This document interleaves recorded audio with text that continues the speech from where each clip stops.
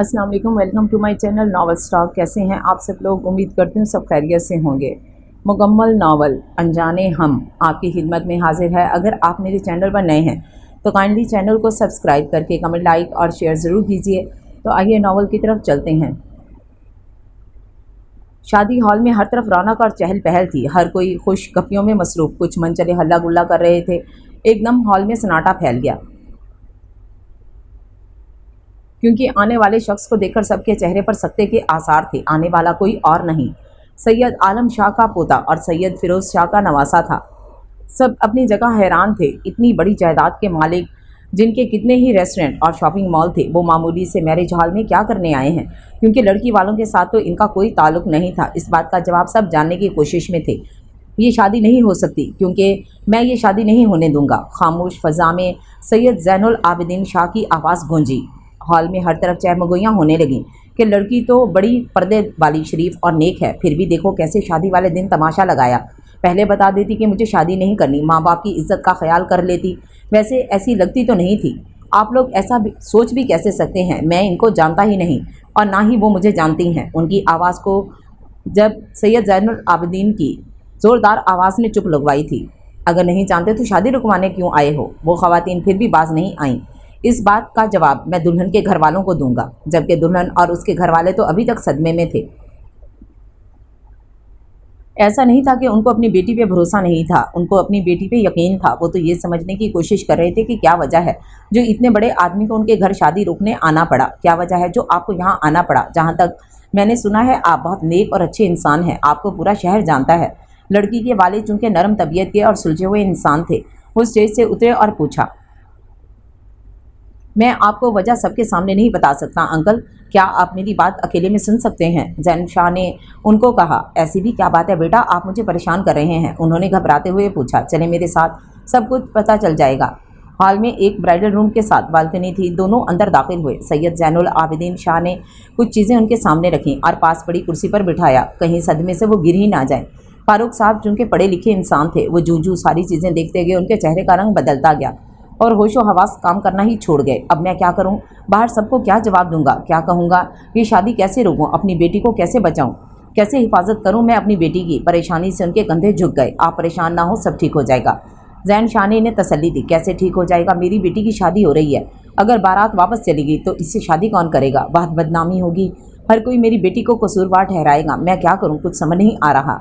फारूक साहब ने रोते हुए कहा, आप परेशान ना हो, मैं आपकी बेटी की हिफाजत अपने ज़िम्मे लेता हूँ। मैं आपकी बेटी पर हल्की सी आंच भी नहीं आने दूंगा। जैन शाह ने उनके शाने थामते हुए इन्हें भरोसा दिलाया था, लेकिन मैं लोगों को क्या कहूँगा कि किस रिश्ते से भेज रहा हूँ मैं अपनी बेटी को तुम्हारे साथ? उन्होंने अपनी परेशानी बताई। अभी पता चल जाएगा, जैन शाह ने कहा। आधे घंटे के बाद सैयद ज़ैनुल आबिदीन शाह के गार्ड्स ने किसी के आने की इत्तला दी। आने वाली दोनों शख्सियात फारूक साहब को खड़ा होने पर मजबूर कर गईं। आप लोग यहाँ? शाह साहब, मुझे तो यकीन ही नहीं आ रहा कि यहाँ के गद्दी नशीन मेरे पास आए हैं। प्लीज़ बैठे ना, खड़े क्यों हैं? फारूक साहब ने इन्हें बैठने को कहा और फिर जो बात सैयद आलम शाह ने कही फारूक साहब को फिर से खड़ा होने पर मजबूर कर गई। देखें फारूक साहब, आपकी बेटी की पूरी ज़िंदगी का सवाल है। आप उसके बाप हैं, आखिरी फैसला आपका होगा, सोच समझ कर फैसला कीजिएगा। सैयद फिरोज़ शाह ने कहा, लेकिन आप बहुत बड़े लोग हैं, इतना बड़ा और अमीर ख़ानदान है आपका, कितने ही रेस्टोरेंट और होटल हैं आपके इस शहर में।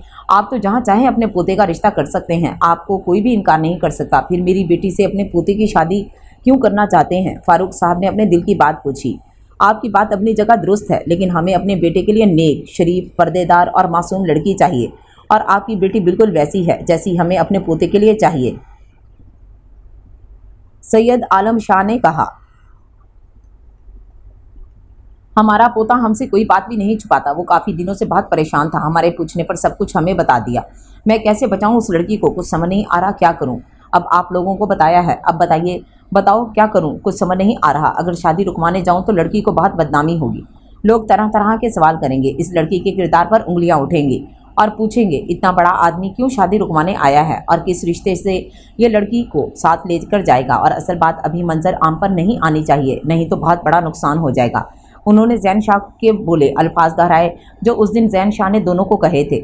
हम सब ने मिलकर बैठकर मसले का यही हल निकाला और सैयद जैन शाह से कहा कि शादी वाले दिन आपके पास जाकर बात करें, और जब बात बन जाए तो हमें बुला लेना, क्योंकि अगर हम शादी से पहले ये सब करते तो इन्हें शक हो सकता था और वो चौकन्ना हो जाते। हम उनको भागने का मौका नहीं देना चाहते थे, इसलिए ऐन शादी वाले दिन ये सब किया, सैयद आलम शाह ने बताया।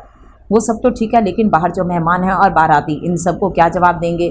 फारूक साहब ने पूछा। इस बात का हल भी है हमारे साथ पास, सैयद फिरोज शाह ने कहा।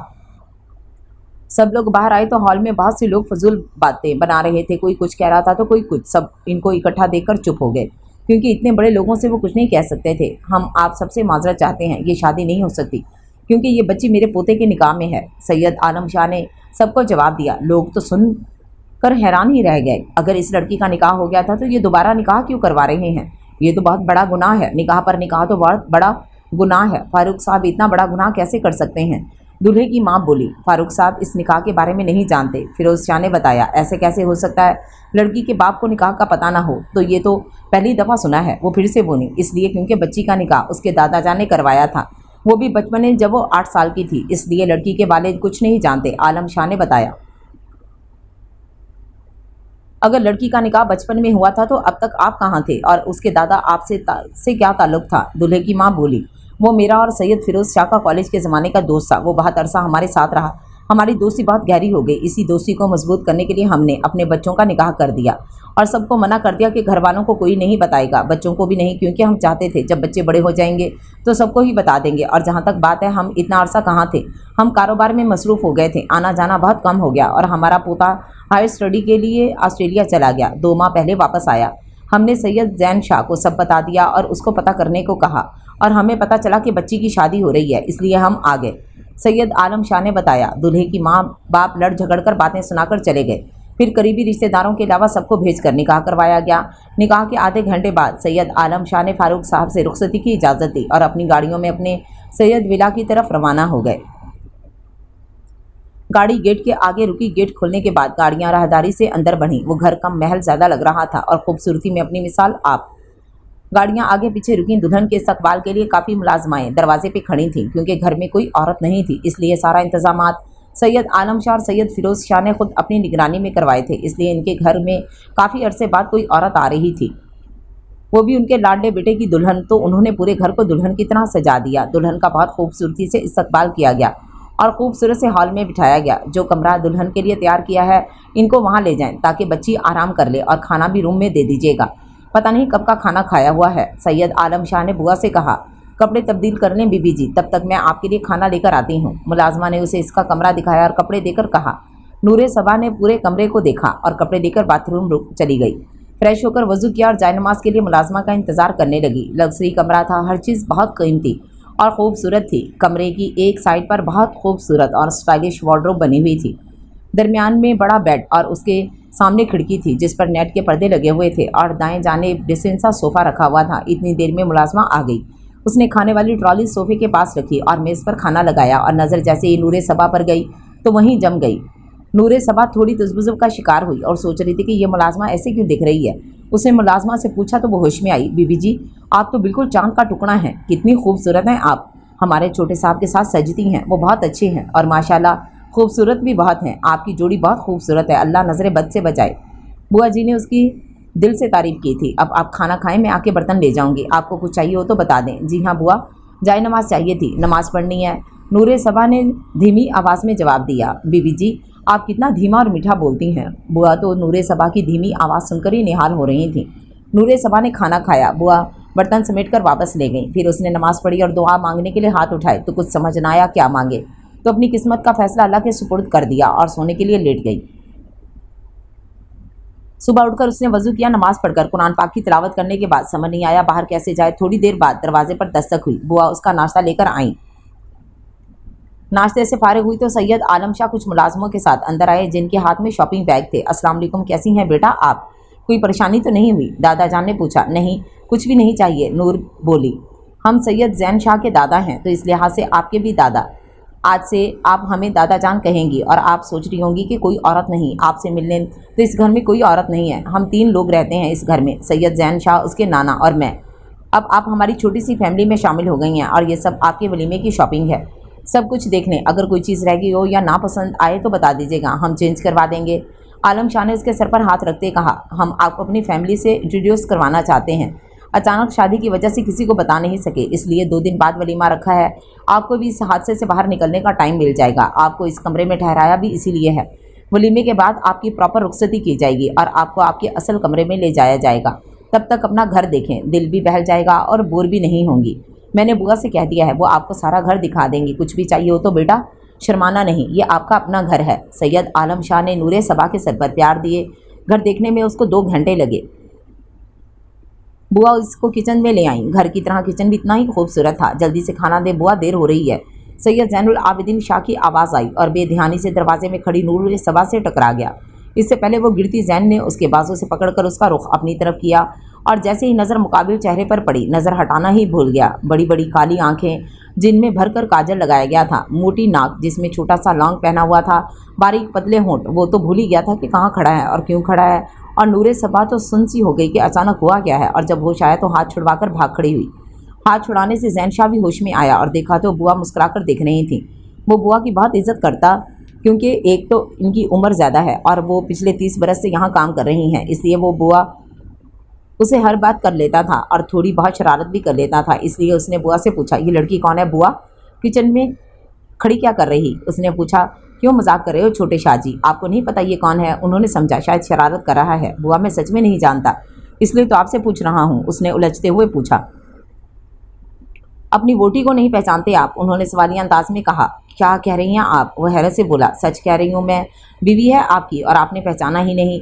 उन्होंने मुस्कुराते हुए कहा, ओह मुझे नहीं पता था बुआ, पहली दफ़ा देख रहा हूँ आपके सामने। वो हैरत से निकलते हुए बोला, इसीलिए तो इतने खो गए थे। वैसे एक बात कहूँ, आपकी दुल्हन खूबसूरत होने के साथ साथ मासूम भी बहुत है, कहीं से भी चालाक नहीं लगी वो मुझे, और आप दोनों की जोड़ी भी माशाल्लाह बहुत अच्छी लगेगी। बुआ मुस्कुराकर बोली। बुआ ने उसको खाना दिया और वो अपने ऑफिस चला गया और दूसरी तरफ नूरे सबा दरवाजे के साथ खड़ी, आंखें बंद किए लंबे लंबे सांस ले रही थी।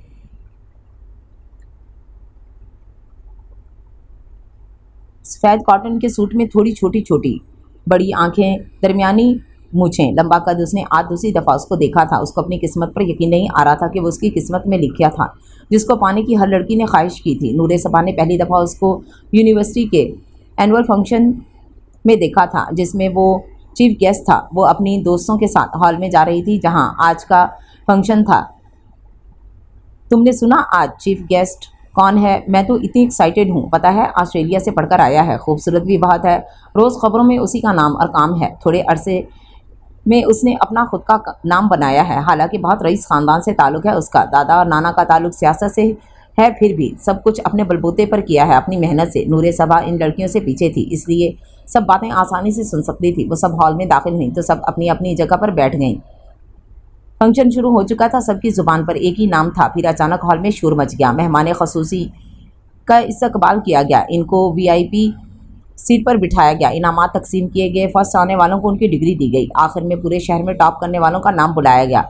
उसको इनाम चीफ गेस्ट ने देना था। स्टेज पर सैयद जैनुल आबिदीन शाह को इनवाइट किया गया और टॉपर का नाम बुलाया गया। नूरे सबा ने स्टेज पर आकर अपना प्राइज़ लिया तो जैन शाह ने मुबारकबाद दी। वो स्टेज से उतर गई। उसके सब क्लास फेलो ने उसको मुबारकबाद दी। आज दूसरी मुलाकात में वो उसकी बीवी की हैसियत से उसके घर में थी। वो सोच रही थी कि क्या इत्तेफाक ऐसे भी होते हैं। वो रिलैक्स हुई, वज़ू करके ज़ोहर की नमाज अदा की, अपने लिए और सबके लिए भलाई की दुआ मांगी और आज के वाक़े के बारे में सोचने लगी। क्या उसको भी मैं याद हूँ या नहीं? मैं कैसे याद होंगी, मैं तो पर्दे में थी, इसलिए मैं इनको याद नहीं। सर झटक कर वो थोड़ी देर लेटी रही तो उसकी आंख लग गई। 2 दिन बहुत मुश्किल से गुजरे। आज वलीमा था, उसको ब्यूटी पार्लर से तैयार करवाया गया, लेकिन हिजाब का खास ख्याल रखा गया कि उसके बाल और चेहरा नजर ना आए।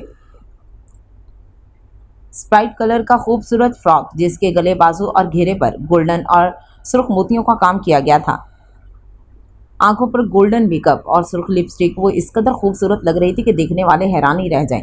सब ख़वातीन बारी बारी घूंघट हटाकर देख रही थीं।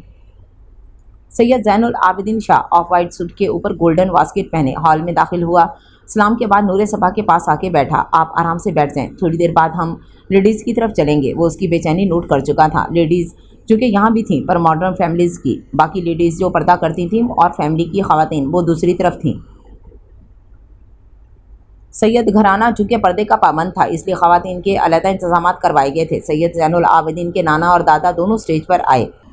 सैयद आलम शाह ने सीको स्प्रिंग ड्राइव की वॉच अपने पोते को गिफ्ट की और नाना ने BMW 7 सीरीज़ कार गिफ्ट की। आलम साहब ने अपना घर नूरे सबा के नाम कर दिया और फिरोज शाह ने डायमंड सेट और अपना एक फ्लैट उसके नाम किया। नूरे सबा के घर वालों को लाने के लिए आलम साहब ने खुद ड्राइवर भेजा था और वो लोग भी पहुंच गए थे। अपनी बेटी की किस्मत पर अल्लाह का शुक्र अदा किया, उसके अच्छे नसीब की दुआएं की। उसको लेडीज़ की तरफ ले जाया गया। वहाँ चूंकि ख़वातीन ही थीं इसलिए उसका हिजाब उतार दिया गया, अच्छे से दुपट्टा सेट किया गया। अब दुल्हन को बारी बारी सब देखने आए और मुँह दिखाई भी दी, उसकी तारीफ़ भी की। सबको दुल्हन बहुत पसंद आई। दूल्हे साहब आ गए हैं, चलो भाई दूल्हे को बैठने की जगह दो। दूल्हे को बिठाने के बाद कज़नों ने थोड़ा हंसी मजाक किया। उसके बाद एक बड़ा सा शीशा लाए उनकी रस्म करने के लिए। इन दोनों के दरमियान शीशा रखा गया, ऊपर बड़ा सा दुपट्टा डाला गया। अब शीशे में वो दोनों एक दूसरे को देख सकते थे। जैन तो नूरे सबा को देखकर ही फ्रीज हो गया। उस दिन सादगी में इतनी प्यारी लग रही थी, आज तैयार होकर तो उसके मुकम्मल होश उड़ा रही थी। वो तो उसको देखे ही जा रहा था। नूरे सबा ने एक नज़र डालकर पलकें झुका लीं क्योंकि उससे नज़रें उठाई ही नहीं जा रही थीं। उसकी मुश्किल जैन की कज़नों ने दूर की। वो जैन को होश में लाए। दूल्हा साहब कहाँ खो गए? आपकी ही हैं, आप तो सारी ज़िंदगी इनको देखना है, ज़रा होश में आएँ और हमें नेक दें। उसकी कज़न्स ने कहा। किस बात का नेक? वो तो दूध पिलाई का होता है। उसने भी दो बदू जवाब दिया। दूध पिलाई से तो आप बच गए हैं, आपकी दुल्हन की मुंह दिखाई तो करवाई है ना, उसका नेक। उन्होंने और घेरा डाला। लेकिन मैं तो नहीं लाया। वो अपनी मुस्कुराहट दबाया गया। वो भी किसी से कम नहीं था। क्या? लेकिन हमें तो चाहिए, उन्होंने चीखते हुए कहा। मैं मजाक कर रहा था, ये लो तुम लोगों के गिफ्ट। उसने चारों कज़नों को गोल्ड के ब्रेसलेट दिए जिसे देखकर सब बहुत खुश हुई और शुक्रिया करके चली गईं। इन्हें घर पहुंचते रात के 11 बज गए। नूरे सबा का भरपूर तरीके से इस्तकबाल किया गया। अंगूठी छुपाई की रस्म की गई जिसमें जीत जैन शाह की हुई। चलो सब, अब दुल्हन थक गई है, दुल्हन को उसके कमरे में लेकर जाओ। आलम शाह ने खड़े होकर सबको उठने के लिए कहा। दुल्हन को जैन शाह के कमरे में ले जाया गया। सब लड़कियों ने उसे बैठने में मदद की। जैन शाह के आने के बाद सब कज़नें चली गईं। कमरे का दरवाज़ा लॉक करके वो बेड पर आकर बैठा। वो नूर को देख रहा था जो अपने हाथ में रोड़ रही थी। सलाम करने के बाद उसने बात का आगाज़ किया। मैं जानता हूँ आप क्या सोच रही हैं, आप परेशान ना हो, मैं आपको वक्त दूंगा इस रिश्ते को कबूल करने के लिए। जो कुछ भी हुआ इतनी जल्दी में हुआ कि किसी को कुछ सोचने का वक्त ही नहीं मिला। आप जितना चाहे वक्त ले सकती हैं, मैं आपको परेशान नहीं करूँगा, रिलैक्स हो जाएं। और ये आपकी मुंह दिखाई का गिफ्ट। जैन ने एक केस उसके हाथ में दिया। खोलकर नहीं देखेंगी? उसने आहिस्ता से उसके हाथ में थमाया। नूरे सबा ने केस खोलकर देखा तो उसमें बहुत खूबसूरत और कीमती डायमंड का ब्रेसलेट था। कैसा लगा आपको ये गिफ्ट? अगर अच्छा नहीं लगा तो बता दें, मैं चेंज करवा दूंगा। जैन ने पूछा। नहीं, ऐसी बात नहीं, बहुत प्यारा है और कीमती भी, उसने आहिस्तगी से जवाब दिया। अब आप चेंज कर लें, थक गई होंगी, वो सामने ड्रेसिंग रूम है, जाए चेंज कर लें। जैन ने उसकी मुश्किल आसान की। वो चुपचाप खड़ी रही जैसे कुछ कहने से हिचकिचा रही हो। क्या बात, कुछ कहना चाहती हैं? कहें, प्लीज़ हिचकिचाएं नहीं। जैन ने पूछा। वो मेरा सामान नहीं है यहाँ, सारा सामान दूसरे रूम में है, नूरे सबा ने धीमी आवाज़ में कहा। आई मेरे साथ। जैन नूरे सबा को लेकर ड्रेसिंग रूम में गया। वहाँ बहुत बड़ी कबर्ड थी और सारी कबर्ड खोलकर दिखाई जिसमें उसके कपड़े, जूते, ज्वेलरी और सारा सामान मौजूद था जो बिल्कुल नया और पैक किया हुआ था। ये सब आपकी चीज़ें हैं और ज़रूरत का सारा सामान मौजूद है। कपड़े वगैरह भी देख लें, अगर पसंद ना आए या साइज़ का फ़र्क हो तो बता दीजिएगा। जैन चला गया तो वो अपने लिए ड्रेस देखने लगी। सब ड्रेसेस वजनी और काम वाले थे। वो सब देख रही थी। फिर उसने कदरे हल्के काम वाला लाइट पिंक कलर का ड्रेस निकाला और बाथरूम से वज़ू करके आई। तब तक जैन भी ड्रेस चेंज करके आ गया। मुझे जाए नमाज चाहिए। कहाँ है? मुझे पता नहीं है। जैन 2 जाए नमाज लेकर आया। फिर दोनों ने नमाज अदा की। नई ज़िंदगी का आगाज़ करने के लिए नवाफिल पढ़े और एक साथ दुआ मांगी। दोनों नमाज पढ़कर फारिग हुए तो जैन ने उससे खाने का पूछा। उसे पता था कि वलीमे की वजह से उसने बराए नाम ही खाना खाया था। नूरे सबा ने आहिस्ता से सर हिलाया क्योंकि भूख उसे बहुत ज़्यादा लगी थी। अब बर्दाश्त से बाहर हो रहा था। ये भी शुक्र था कि उसने पूछ लिया, वरना वो ऐसे ही खाली पेट सोने का सोचने लगी। उसे पता था खाली पेट उसे नींद नहीं आएगी। जैन उसे शर्मिंदगी से सर हिलाते देख रहा था जो सिर्फ हाँ बोलने पर शर्मिंदा हो रही थी। जैन ने मुलाजमा को कॉल करके खाना मंगवाया। मुलाजमा खाना टेबल पर रखकर चली गई। बहुत अच्छे तरीके से ट्रे सेट की गई। अचार, गोश्त, कोरमा, बिरयानी, सैलड, रायता और चिकन पकौड़ा था। अब दोनों सोफे पर बैठकर खाना खाने लगे। जैन ने एक ही प्लेट में दोनों के लिए खाना निकाला। वह हिचकिचा रही थी तो उसने निवाला बनाकर उसकी तरफ बढ़ाया जिसे उसने कुछ झिझक कर मुँह में ले लिया। इस तरह ऐसा ऐसा दोनों ने मिलकर खाना खाया। नूरे सबा अब खुद अपने हाथों से खा रही थी लेकिन नज़रें झुकी हुई थीं। चाय लेंगी या कॉफ़ी मंगवाऊं आपके लिए? मैं अपने लिए कॉफ़ी मंगवाने लगा हूं। जैन ने उससे पूछा। चाय मंगवा लें, उसने कहा। जैन ने मुलाजमा से फ़ोन पर चाय और कॉफ़ी का कहा और साथ बर्तन ले जाने का भी कह दिया। 10 मिनट में ही मुलाजमा चाय और कॉफ़ी ले आई और ट्रे उठाकर ले गई। जैन ने अपने लिए कॉफ़ी उठाकर चाय का मग नूरे सबा को दिया था। नूर ने चाय का खाली मग टेबल पर रखा और सोफे पर बैठकर उंगलियां चटखाने लगी। उसको अब समझ नहीं आ रही थी कि क्या करे। अब उसे बहुत नींद आ रही थी लेकिन मसला ये था सोए कहाँ। जैन कॉफ़ी पीता गाहे बगाहे उसे नोट कर रहा था। उसको सोफे पे बैठा देख अपनी मुस्कुराहट मग के पीछे छुपा गया। इसको समझ आ गया वो क्या सोच रही है। उसने मग टेबल पर रखा और उसके पास आकर बैठ गया। उसका ठंडा हाथ अपने गर्म हाथों में लेकर उसको हरारत देने लगा। इस तरह करते वो नूर का चेहरा अपनी नज़रों के हिसार में लिए हुए था। मैं जानता हूँ आपके लिए ये कबूल करना आसान नहीं है, लेकिन एक बात आज मैं आपको अपने बारे में बता दूँ। मैंने अपनी सारी ज़िंदगी बगैर औरत के गुजारी है। आप पहली औरत हैं जो मेरी ज़िंदगी में आई हैं। इस रिश्ते को दिल से कबूल किया है मैंने, आपको बिना देखे ही कबूल किया है और निकाह के वक्त इस रिश्ते को दिल से अपनाने का अहद खुद से किया है। मैं जानता हूँ आपको कुछ वक्त चाहिए इस रिश्ते को अपनाने के लिए, जितना चाहे वक्त ले सकते हैं। मैं आपको फोर्स नहीं करूँगा, लेकिन तब तक हम अच्छे दोस्त बनकर तो रह सकते हैं। इसलिए आपको जो भी बात करनी हो आराम से बिला झिझक कह सकती हैं। कोई भी बात दिल में हो फौरी कहनी है। ये घर जितना मेरा है उतना आपका भी है, जैसे मर्जी रह सकती हैं, कोई पाबंदी और रोक टोक नहीं होगी। अब आराम करें, काफ़ी लेट हो गया है। जैन ने उसकी सारी परेशानियां ख़त्म की जो उस रिश्ते को लेकर उसके दिल में थी। अब वो काफ़ी हद तक रिलैक्स हो गई थी। मैं भी अपनी तरफ से पूरी कोशिश करूँगी इस रिश्ते को निभाने की। आपको अपने बारे में सब क्लियर करना चाहती हूँ। मेरी शादी जहाँ हो रही थी वो रिश्ते में मेरे वालिदैन की रज़ा से जुड़ा और मैंने इस रिश्ते को लेकर कोई भी ख्याल जहन में नहीं आने दिया। मेरे जहन में हमेशा यही बात रही कि असल रिश्ता शादी के बाद शुरू होता है। औरत और मर्द के दरमियान खलूस और मोहब्बत शादी के बाद परवान चढ़ता है, क्योंकि उनके दरमियान निकाह जैसा पाकीज़ा रिश्ता होता है। मैंने निकाह से पहले ऐसी किसी बात को अपने दिल में आने की इजाज़त नहीं दी। नूरे सबा ने आहिस्ता आहिस्ता अपने दिल की सारी बातें जैन को बता दी, क्योंकि वो उसका महरम था। उसका पूरा हक बनता था उसके बारे में हर बात जानने का, ताकि उसके दिल में कोई बदगुमानी ना रह जाए। और जब जैन ने हर बात उससे शेयर की तो वो क्यों उससे बेतबारी की मार मारती। मुझे इस रिश्ते से कोई एतराज़ नहीं है। मैंने निकाह के वक्त ही इस रिश्ते को दिल से कबूल कर लिया है और आप मेरे शौहर हैं, मेरे महरम हैं। मैं गुनाहगार नहीं बनना चाहती, ना ही इस रिश्ते को बेएतबारी की नज़र करना चाहती हूँ। उसने हर बात क्लियर कर दी। जैन के खूबरू चेहरे पर जानदार मुस्कुराहट छा गई। इस रिश्ते का एहसास किस कदर खूबसूरत था उसे आज अंदाज़ा हुआ था। उसने उसकी भी पेशानी पर झुककर अपने नए रिश्ते का आगाज़ किया। चले, अब बहुत नींद आ रही है, सुबह जल्दी उठना भी है। जैन ने उसका हाथ थामकर उठाया। वो उठकर बेड की तरफ बढ़ी, क्योंकि जितना ख्याल जैन ने उसका किया था, उसको इस रिश्ते के होने का इत्मीनान दिया था। अगर वो इस वक्त पेशकदमी ना करती तो इस रिश्ते को बेएतबार कर देती, जो कि वो कभी सोच भी नहीं सकती थी। वो बेड के दाएं जानिब आकर कंबल ओढ़कर लेट गई। बस दुपट्टा उसने नहीं उतारा था। थोड़ी देर बाद जैन भी दूसरी तरफ आकर लेट गया। सुबह का आगाज़ बहुत खूबसूरत था। नूरे सबा उसकी तरफ करवट लेकर सो रही थी। वो सुबह जल्दी उठने का आदी था। नूर की खूबसूरत आंखें बंद थीं, नाक में लौंग पहनी हुई, पिंक होंठ आपस में जुड़े हुए थे। दुपट्टा अब सर पर नहीं था, जिसकी वजह से बाल खुले हुए थे, लेकिन उनकी लेंथ का अंदाज़ा नहीं हो रहा था। आज़ानें शुरू हो गई थीं। वो खुद भी उठा और नूरे सबा को आहिस्ता से हिलाया, क्योंकि उसको पता था वो भी नमाज़ पढ़ती है। उठे नूर, नमाज़ पढ़ लें, देर हो रही है, उसने उसे उठाते हुए कहा। उसने आंखें खोली तो जैन को सामने बैठे पाया। उसने जल्दी से उठकर दुपट्टा सर पर लिया। वज़ू करने, नमाज के लिए देर हो रही है। वो उठी, 5 मिनट में वज़ू करके आई। जैन जो उसका वेट कर रहा था उसके आते ही वज़ू करने चला गया। वो आया तो नूर वैसे ही खड़ी थी, तो उसने वजह पूछी। मैं आपके साथ नमाज़ पढ़ना चाहती हूँ, इसलिए आपका इंतज़ार कर रही थी, उसने धीमे लहजे में कहा। फिर दोनों ने मिलकर नमाज अदा की। नमाज़ पढ़कर नूर कुरान पाक की तिलावत करने लग गई तो जैन उसके पास बैठ गया। उसने इसे इशारे से ऊंची आवाज़ में पढ़ने को कहा। वो जो सूरह रहमान की तिलावत कर रही थी उसके कहने पर ज़रा बुलंद आवाज़ में पढ़ने लगी। तिलावत ख़त्म करने के बाद दोनों थोड़ी देर के लिए लेट गए। फिर दोनों 8 बजे उठे। फ्रेश होने के बाद नाश्ता करने के लिए डाइनिंग टेबल पर आए, जहाँ जैन के दादा जान और नाना जान बैठे इनका इंतज़ार कर रहे और साथ सुबह का अखबार पढ़ रहे थे। इन दोनों के आने के बाद उन्होंने नाश्ता शुरू किया। नाश्ता करने के बाद सब ड्राइंग रूम में बैठे चाय पी रहे थे। हम आपको कुछ बताना चाहते हैं नूर बेटा, आपके घर वाले यहाँ आ रहे हैं रहने के लिए। हमने भी बहुत मुश्किल से इनको यहाँ रहने के लिए राज़ी किया है। आपसे इसलिए कह रहे हैं कि आप उनकी बेटी हैं, आपकी बात ज़रूर मानेंगे। कुछ अरसे की बात है, जब हालात बेहतर हो जाएंगे तो फिर जैसा इनको ठीक लगेगा वैसा ही होगा। और आप भी तो कुछ अरसा घर से बाहर नहीं निकल सकती, इनसे मिलना नहीं हो सकेगा, इसलिए इनको यहाँ बुला रहे हैं। आज शाम तक या कल सुबह तक वो लोग आ जाएंगे। आप उनके रहने का इंतज़ाम बुआ से कह के करवा लें। जो रूम साफ़ करवाने हैं करवा लें। बुआ के साथ मिलकर खाने का इंतज़ाम वगैरह भी देख लें। अब ये आपका अपना घर है, जो दिल चाहे कर सकती हैं। आलम साहब ने नूर को हालात से आगाह किया। आपके दादा जान ठीक कह रहे हैं, आप अब इस घर का फ़र्द हैं। आपको कोई भी काम करना है किसी से भी पूछने की ज़रूरत नहीं है। आराम से रिलैक्स होकर जो चाहें करें, कोई रोक टोक नहीं है। फिरोज साहब ने भी उसको समझाया। नूर ने बुआ मुलाजमा के साथ मिलकर 2 रूम साफ़ करवाए, एक अपने माँ बाप के लिए और एक भैया भाभी के लिए।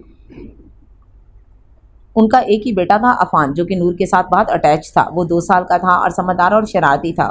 उसको काम करते शाम के 4 बज गए थे। वो फ्री होकर फ्रेश हुई और भाभी को कॉल मिलाई। कब आ रहे हैं आप लोग भाभी, सब वेट कर रहे हैं, उसने पूछा। हम लोग निकलने लगे हैं, तुम्हारे ससुराल से गाड़ी भी आ गई है, ड्राइवर ने सारा सामान गाड़ी में रख दिया है, 1 घंटे में पहुंच जाएंगे, भाभी ने तफसील से बताया। नूर किचन में बुआ के पास आई, उनके साथ मिलकर खाना बनवाया और अब वो फारिग थी। अपने रूम में आकर उसने वज़ू किया, असर की नमाज अदा की, एक नफीस और खूबसूरत काम वाला लेमन कलर का सूट निकालकर चेंज किया। अब वो ड्रेसिंग टेबल के आगे खड़ी अपने बाल बना रही थी। जैन दरवाज़ा खुलकर अंदर आया। नूर के बाल बनाते हाथ थम गए। उसके बाल किसी ने आज तक नहीं देखे थे। उसके बाबा और भाई के सामने भी आज तक उसने दुपट्टा नहीं उतारा था। उसके बाल बहुत खूबसूरत और लंबे थे, कमर से भी नीचे आते थे। उसने हमेशा अपने बाल बांध कर रखे, कभी खुले नहीं छोड़े। अब भी जैन के आने की वजह से घबरा गई थी। जैन जो कि अपने ही ध्यान में अंदर आ रहा था, एकदम उसे देखकर चौंक गया। वो इतनी प्यारी लग रही थी, उससे नज़र ही नहीं हट रही थी। लेमन कलर की एम्ब्रॉयडरी के सूट में लाइट पिंक कलर की लिपस्टिक और आंखों में काजल की खूबसूरत लाइन। वो तो जैसे मिसमराइज हो गया। वो वैसे ही चलता हुआ उस तक आया, उसका रुख अपनी तरफ किया था। बहुत खूबसूरत लग रही हैं आप। क्या बात है, आज तो बड़ी स्पेशल तैयारी की है, कोई ख़ास बात है? उसने थोड़ी सी पकड़कर उसका झुका सर ऊपर किया और उसकी आंखों में देखते हुए पूछा। ऐसी बात नहीं है, वो मेरे घर वाले आ रहे हैं तो इसलिए थोड़ा सा तैयार हुई हूँ, उसने कांपते लहजे में कहा। ओह, तो ये मेहरबानी इसलिए हुई है, अगर मुझे पता होता तो मैं पहले ही इनको ले आता। कम से कम अपनी बीवी का इतना खूबसूरत रूप तो देखने को मिलता। वैसे अगर मैं फरमाइश करूं रोज़ मेरे लिए इतना सजने संवरने की, तो क्या आप मेरे लिए रोज़ाना ये तकल्लुफ़ कर सकती हैं? मुझे बहुत खुशी होगी जब आप मेरे लिए ये तैयारी करेंगी। जैन ने उसकी माथे पे बोसा देते हुए खूबसूरत लहजे में अपनी बात मुकम्मल की। जैन फ्रेश होने के लिए बाथरूम चला गया। नूर कांपते हाथों से अपने बाल समेटने लगी। दरवाजे पर दस्तक हुई। उसने दरवाज़ा खोला तो मुलाजमा ने उसे सबके आ जाने की इत्तला दी। पहले तो वो जाने लगी, फिर ये सोचकर रुक गई कि जैन के साथ जाएगी। जैन फ्रेश होकर आया तो उसको बेड पर बैठे देख उसकी तरफ आ गया। गई नहीं आप अभी? आप अब तो सब आ चुके होंगे ना? जैन ने उससे पूछा। वो मैं आपका इंतज़ार कर रही थी, आपके साथ ही जाऊंगी नीचे। नूर ने सर झुकाकर कहा। चले फिर मैं नीचे ही जा रहा हूँ। जैन ने उसका हाथ अपने हाथ में लिया। वो दोनों नीचे आए तो सब ड्राइंग रूम में बैठे थे। उन्होंने सबको एक साथ सलाम किया। सब उठकर उनसे मिले। नूर सबसे मिलकर अपने भतीजे के पास आई तो वो भी उसे देखते उसकी गोद में आ गया। अफान तो उसे देखते ही चहकने लगा, कभी उसके मुंह पर हाथ रखता तो कभी उसको प्यार करता, जैसे यकीन करना चाह रहा हो कि आया ये उसकी फूफो ही है ना। सब इन दोनों का ये प्यार भरा अंदाज देख रहे थे। सबके लिए रिफ्रेशमेंट बुआ मुलाजमा के साथ मिलकर लगवा चुकी थी। नूर बेटा, सबको उनके कमरे दिखा दिए, थक गए होंगे। आलम शाह ने कहा। नहीं नहीं, हम बिल्कुल भी नहीं थके, आप लोग परेशान ना हो, फारूक साहब ने जल्दी से कहा। चले फिर खाना लगवा दें, सब एक साथ खाएंगे। कितने सालों बाद आज हमारे घर में यूँ रौनक लगी है, सब लोग इकट्ठे हैं, हमें बहुत खुशी हो रही है। आलम साहब ने दिल से कहा। ये तो आपका ज़र्फ़ है शाह साहब, हमें इतनी इज्जत दे रहे हैं। आप सैयद लोग हैं, यहाँ के गद्दी नशीन रहे हैं, अब आपके पोते भी गद्दी नशीन हैं। ये तो हमारी बेटी की किस्मत अच्छी है कि उसको आप जैसे अच्छे लोग मिले हैं। मैं तो अपने अल्लाह का जितना शुक्र अदा करूँ कम है कि उसने मेरी बेटी को इतना अच्छा नसीब लिखा है। फारूक साहब शुक्रिया अदा करते हुए बोले। हमें बहुत मायूस किया आपने, आइंदा ऐसी बातें मत कीजिएगा। शुक्रिया तो हमें अदा करना चाहिए कि हमें इतनी प्यारी और अच्छी लड़की मिली अपने पोते के लिए। बहुत नेक बच्ची है आपकी, हमें तो ढूंढने से भी नहीं मिलनी थी। ये तो अल्लाह का शुक्र है कि उसने हमें ज़रिया बनाया बच्ची को बचाने का, और वो हमारे पोते की ज़िंदगी में बहार बनकर आई। आलम शाह बोले। ये तो देखने वाले की नज़र है, आप लोग खुद इतने अच्छे हैं इसलिए सबको अपनी नज़र से देखते हैं, फारूक साहब ने कहा। खाना खाने के बाद सब लोग ड्राइंग रूम में आए। नूर सबके लिए चाय बनाने चली गई क्योंकि सब मुलाजमाएं बुआ के साथ बर्तन समेटने में लगी थीं। वो सबके लिए चाय बना के लाई और सब ने उसकी चाय की बहुत तारीफ़ की। रात के 10 बजे सब सोने के लिए जा रहे थे। नूर ने पहले अपने माँ बाप को उनका रूम दिखाया और फिर भैया भाभी को उनके रूम में ले गई।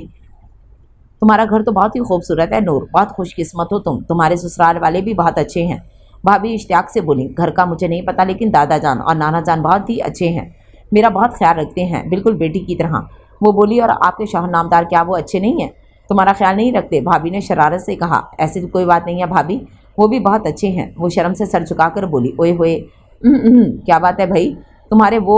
उन्होंने फिर से शरारत की। भाभी प्लीज़ नहीं करें ना। नूर तो शर्म से ही सर ना उठा सकी। अच्छा भाई कुछ नहीं कर रही, अब जाओ, जैन भाई इंतज़ार कर रहे होंगे, वो मुस्कुराहट दबाकर बोली। भाभी वो बेबसी से बोली। अच्छा अच्छा नहीं कह रही कुछ, अब जाओ, रात बहुत हो गई है। वो मुस्कुराई और उसे जाने का कहा। वो रूम में आई तो जैन बेड पर लेटने के अंदाज में बैठा कोई किताब पढ़ रहा था। उसको देखने के बाद किताब साइड टेबल पर रख दी। बहुत देर कर दी आने में, आपने बहुत खुश लग रही हैं आज, जैन ने उसकी खुशी से लाल होते चेहरे को देखकर कहा। उसका चेहरा खुशी से चमक रहा था। जी, भाभी से बातें कर रही थी, वक्त का पता नहीं चला, और अपने घर वालों से इतने दिन बाद मिल रही हूँ, पहले इनके बगैर कभी एक दिन भी नहीं रही इसलिए। नूर बोली। आपकी खुशी का अंदाज़ा आपके चेहरे से लगाया जा सकता है, वैसे भी हमारे घर में कोई होता नहीं आपको कंपनी देने के लिए, आप घर में अकेली बोर हो जाती होंगी। अब जितने दिन आपके घर वाले आपके साथ हैं आपका भी दिल लगा रहेगा। जैन ने उसकी दिलजोई की। अब सो जाएं, सुबह जल्दी उठना है, 11 तो बज गए हैं। जैन ने बात ख़त्म करते कहा। सुबह 8 बजे सब नाश्ते पर मसरूफ़ थे। अफान हर बार की तरह आज भी नूर के हाथ से नाश्ता करने में मसरूफ़ था। ये उसकी शुरू से आदत थी। अपनी माँ से ज़्यादा वो नूर से अटैच था, ज़्यादातर उसी के पास पाया जाता। अब उसको आदत पड़ गई थी नूर का भी सारा दिन उसी के इर्द गिर्द घूमता। कभी कभी तो उसकी वजह से अपने कामों को गोल कर जाती और कभी कभी तो खाना भी छूट जाता, पर जो खुशी इस नन्ही जान से उसको मिलती वो सारे दिन की थकन उतार देती। ज़्यादा याद वो अफान को करती थी। सब नाश्ता करने के बाद बारी बारी ऑफिस चले गए। दादा जान और नाना जान की 9 बजे इंपॉर्टेंट मीटिंग थी। जैन ने इनको बाद में ज्वाइन करना था। नूर के बाबा चूँकि कॉलेज में क्लर्क थे इसलिए उन्होंने 9 बजे पहुंचना था और उसके भाई सॉफ्टवेयर इंजीनियर थे, बहुत ही अच्छी कंपनी में मैनेजर की पोस्ट पर थे। आपने ब्लैक कलर की फ़ाइल देखी है रूम में? मैं काफ़ी देर से ढूंढ रहा हूँ, मिल नहीं रही, इसलिए आपसे पूछा। जैन ने सीढ़ी पर खड़े होते हुए जल्दी से पूछा। नहीं, मैंने तो नहीं देखी, लेकिन मैं ढूंढ देती हूँ, रूम में ही होगी। वो उसकी तरफ ध्यान दिए बगैर ऊपर गई और वो भी पीछे आ गया। यहाँ तो नहीं है कहीं भी। आपने लास्ट टाइम कहाँ रखी थी? नूर हर जगह ढूंढकर बोली। वो फाइल कहीं नहीं थी। ये रही वो फाइल, मिल गई। कब से ढूंढ रहा था, नजर ही नहीं आ रही थी, अब मिली है। जैन ने उसका बाजू पकड़कर उसका रुख अपनी तरफ किया। वो जो समझने की कोशिश कर रही थी कि कहाँ मिली फाइल, उसके हाथ में भी नहीं थी। उसका ऐसा करने से वो वहीं जम गई। कहाँ है फाइल? मुझे तो नज़र नहीं आ रही, वो हकलाते हुए बोली। ये रही मेरे सामने, ब्लैक कलर की फाइल जिसमें पढ़ना चाहता हूँ, पर वो मेरे हाथ ही नहीं आ रही। जैन के ऐसा बोलने से उसने खुद को देखा तो आज ब्लैक कलर का ड्रेस पहना था। उसे अब सारी बात समझ आ गई कि वो उसकी तवज्जो खुद पर करवाने की कोशिश में है, जिसे वो कल से इग्नोर कर रही थी। उसे अब खुद को देखकर याद आया उसने ब्लैक ड्रेस पहना है। जैन उसके दोनों बाजू पकड़कर करीब लाया और उसकी पेशानी पर झुक गया, जबकि वो तो शर्म से आंखें ही झुका गई। जैन जा चुका था और वो बेड पर बैठी अपनी सांसें बहाल करने में लगी थी। जब उसके हवास बहाल हुए तो अपने माथे पर रखते शर्मीली सी मुस्कान उसके चेहरे को छू गई। शाम में जब जैन शाह अपने दादा और नाना जान के साथ वापस आया तो वो बहुत खुश था। सब मिलकर खाना खाने बैठे। हमारी बेटी तो सच में हमारे घर का नूर बनकर आई है। आज हमारे पोते को उसका ड्रीम प्रोजेक्ट मिल गया है, जो कि करोड़ों की मालियत का है। खाने के बाद सबका मुंह मीठा करवाएंगे इस खुशी में। कल का डिनर हमारी तरफ से सब बाहर मिलकर करेंगे। सैयद आलम शाह ने सबको अपनी खुशी का इजहार किया था। जैन शाह का ड्रीम प्रोजेक्ट था जिसमें उसने गरीब लोगों के छोटे छोटे लेकिन खूबसूरत घर बनाने का खुद से अहद किया था। इस दुनिया में अगर बुरे लोग हैं तो कुछ अच्छे भी हैं। जैसे ही इसने अपना प्रोजेक्ट पेश किया, हशमत खानज़ादा जो कि बहुत बड़े इंडस्ट्रियलिस्ट थे, अपने बेटे इब्राहिम खानज़ादा और पोते आसान खानज़ादा के साथ, और दूसरी तरफ इबाद रऊफ़ अपनी बेटी अजिया रऊफ़ के साथ शामिल थे। उन्होंने इस प्रोजेक्ट के खूब सराहा और अपनी अपनी रजामंदी भी जाहिर की। हशमत खानज़ादा सैयद आलम शाह और फ़िरोज़ शाह के को काफ़ी सालों से जानते थे और कारोबार की वजह से उनका एक दूसरे के ऑफिस में आना जाना लगा रहता था। काफ़ी प्रोजेक्ट्स उन्होंने एक साथ किए थे। सैयद जैन शाह के वलीमे पर भी आए थे। चूँकि इन दोनों वो काफ़ी बिजी थे इसलिए जल्दी चले गए। बहुत बहुत मुबारक हो जैन बेटा, खूब तरक्की करो और शादी की भी बहुत बहुत मुबारक हो आपको। किसी दिन लेकर आएगा हमारी बहू को घर, अब तो आना जाना लगा रहेगा। हशमत साहब ने कहा। क्यों नहीं भाई, हशमत साहब इतने सालों का साथ है हमारा, ज़रूर आएंगे बच्चे, आलम साहब ने कहा। दूसरे दिन वो सब ऑफिस से जल्दी आ गए थे। तैयार होने में 2 घंटे कैसे गुजरे पता ही नहीं चला। नूर खुद तैयार होकर नीचे आ गई। जैन शाह भी फ्रेश हो रहे थे। वो भाभी के रूम में आई तो अफान इनको तंग कर रहा था। वो तैयार हो रही थी और वो बार बार उनकी तैयारी ख़राब कर रहा था। अफान तैयार हो गया भाभी, मैं इसे अपने साथ अपने कमरे में लेकर जा रही हूँ, तब तक आप तैयार हो जाएं, वरना ये तंग करता रहेगा, आपको तैयार भी नहीं होने देगा। नूर उसे गोद में लेते हुए बोली। वो भी झट से उसकी गोद में चढ़ गया। बहुत शुक्रिया नूर, तुम आ गई, वरना तो मैं आज घर ही रह जाती। ये कब से तंग कर रहा है, इसको मैंने कब से तैयार कर दिया, लेकिन ये मुझे तैयार होने नहीं दे रहा। वो परेशानी से बोली। तैयार हो जाएं आप, मैं इसे लेकर जा रही हूँ। नूर उसे लेकर अपने रूम में आ गई। वो चूंकि तैयार हो गई थी, बस गाउन पहनना था, हिजाब उसने पहले ही सेट कर लिया था, बस पल्लू चेहरे पर करके पिन लगानी थी। वो आई तो जैन अपनी घड़ी पहन रहा था। उसे देखते हुए उसके पास बेड पर बैठ गया। ये तो आज बहुत प्यारा लग रहा है माशाल्लाह, जैन अफान को देखते हुए बोला। इधर आए अंकल के पास। उसने अपने दोनों हाथ आगे किए गोद में लेने के लिए, पर वो नूर से चिपक गया। वो अजनबी के पास नहीं जाता था। जाओ इफ़ी अंकल के पास। नूर ने उसे जैन की गोद में दिया। जैन उसे पकड़कर अफान के गाल को चूमने के लिए झुका। अफान ने वैसे ही अपना चेहरा पीछे कर लिया। नूर जो कि पीछे हटने वाली थी, जैन के लब उसके गाल को छू गए। ये सब इतना अचानक हुआ कि दोनों ही घबरा गए। जैन इस सिचुएशन से बाहर निकलने के लिए अफान को लेकर रूम से चला गया, जबकि नूर जो अभी तक सपने में थी, दरवाज़ा ज़ोर से बंद होने की आवाज़ पर होश में आई, जो कि जैन ने उसे होश दिलाने के लिए बंद किया था ताकि वो उसे सत्ते से निकल आए। उसने होश में आते ही अपने इसी गाल पे हाथ रखा। उसे पता था जैन ने जानबूझकर नहीं किया। अफान के लास्ट मोमेंट पर पीछे हटने से हुआ था ये सब। वो तो बस ये सोच रही थी कि अब वो उसका सामना कैसे करेगी।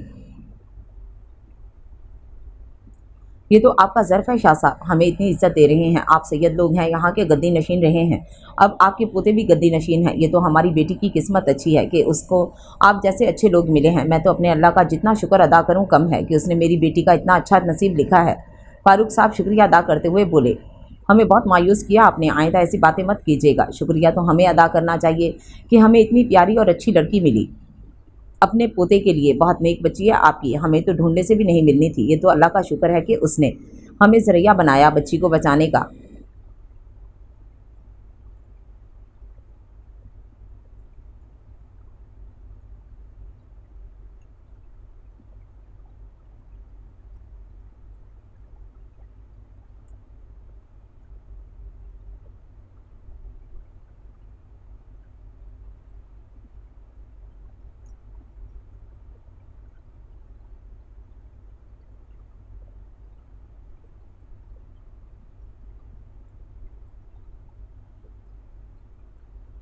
जैन इस सिचुएशन से बाहर निकलने के लिए अफान को लेकर रूम से चला गया, जबकि नूर जो अभी तक सख्ते में थी दरवाज़ा ज़ोर से बंद होने की आवाज़ पर होश में आई, जो कि जैन ने उसे होश दिलाने के लिए बंद किया था ताकि वो इस सख्ते से निकल आए। उसने होश में आते ही अपने इसी गाल पर हाथ रखा। उसे पता था जैन ने जानबूझकर नहीं किया। अफान के लास्ट मोमेंट पर पीछे हटने से हुआ था ये सब। तो वो तो बस ये सोच रही थी कि अब वो उसका सामना कैसे करेगी। जैन और नूरे सबा स्पेशल। सुबह उठते ही जैन अपने सारे काम निपटाकर कमिश्नर साहब से मिलने गया। इससे सारी अपडेट्स लेने के बाद सारे प्लान डिस्कस किया। तसल्ली लेने के बाद अब वो घर रवाना हुआ। अभी वो घर से 10 मिनट की दूरी पर था कि एक गाड़ी जानबूझकर उसे टक्कर मार के चली गई, जिससे उसकी गाड़ी का एक पिलर से जा टकराई थी। वो ठीक ठाक जख्मी हुआ। उसके गार्ड भागकर उसकी गाड़ी पर आए, क्योंकि इस गाड़ी ने साइड से टक्कर मारी थी, जिसकी वजह से जैन से गाड़ी संभली नहीं। गार्ड उसे फौरी हॉस्पिटल ले गए थे और आलम साहब को जल्दी से कॉल मिलाकर सारी सूरत हाल से आगाह किया। आलम शाह फिरोज़ शाह को साथ लेकर हॉस्पिटल पहुंचे। डॉक्टर से सारी मालूमात ली। परेशानी की कोई बात नहीं है शाह साहब, सर पर हल्की सी चोट आई है, उनका सर हल्का सा ज़ख्मी हुआ है। अल्लाह का शुक्र है कि गाड़ी की साइड लगने की वजह से इनको कोई नुकसान नहीं हुआ। आप लोग अब मिल सकते हैं, वो होश में आ चुके हैं। आप चाहें तो इन्हें घर भी ले जा सकते हैं।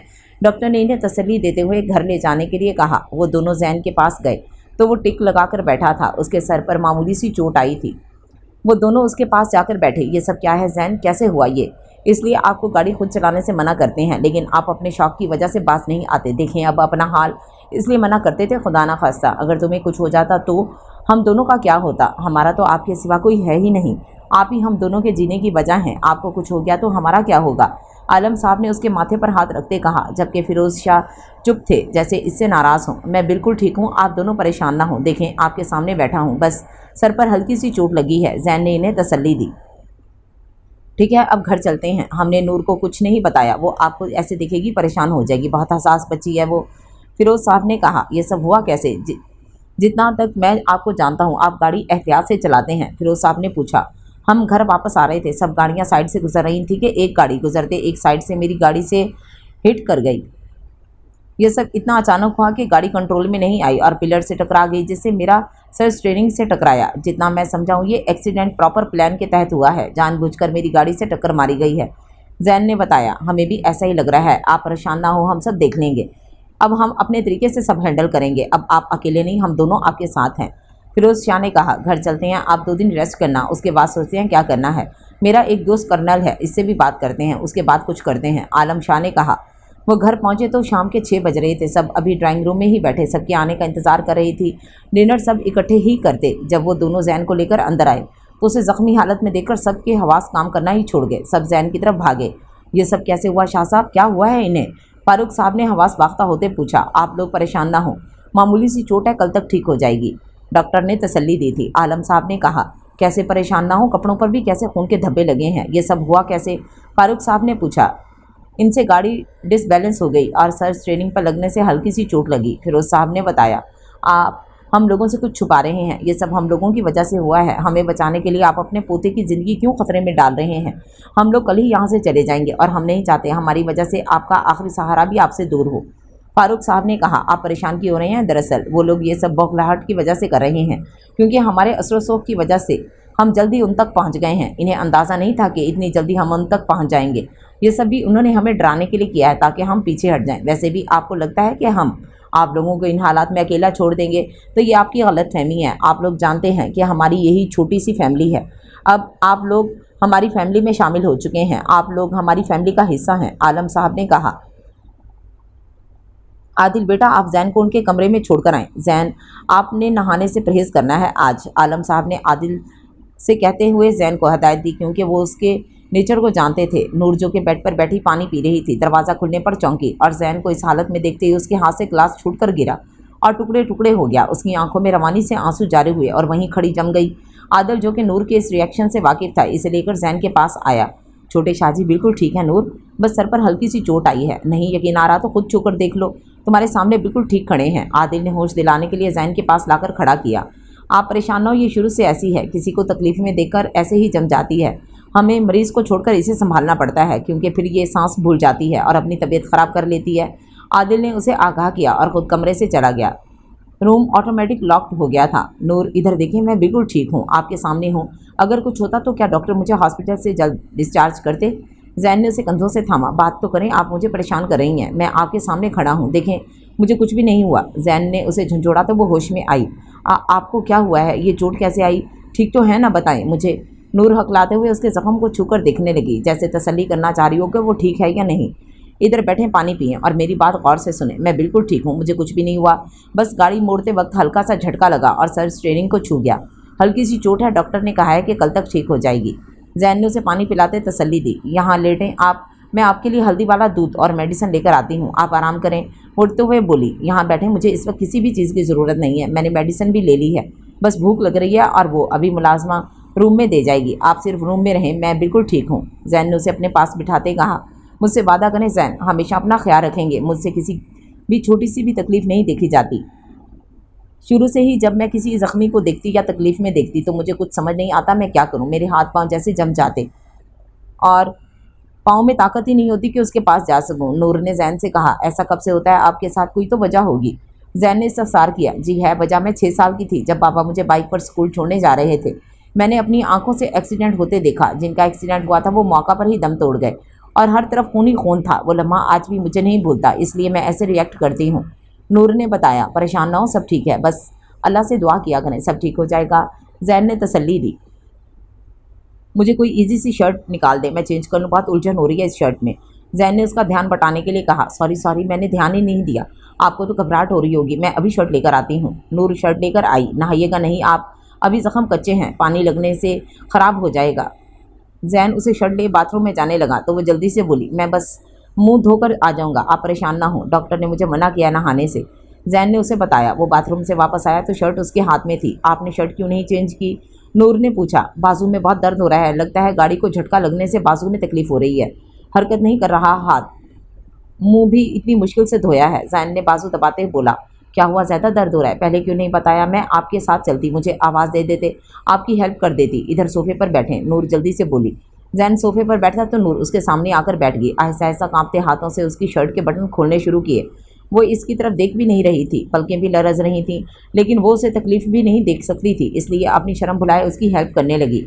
उसने सारे बटन खोल दिए। अब उसकी शर्ट उतारने के लिए उसके और करीब होना था। वो खड़ी हो गई और अब उसके एक बाजू से शर्ट निकालने के लिए उसे झुकना पड़ा।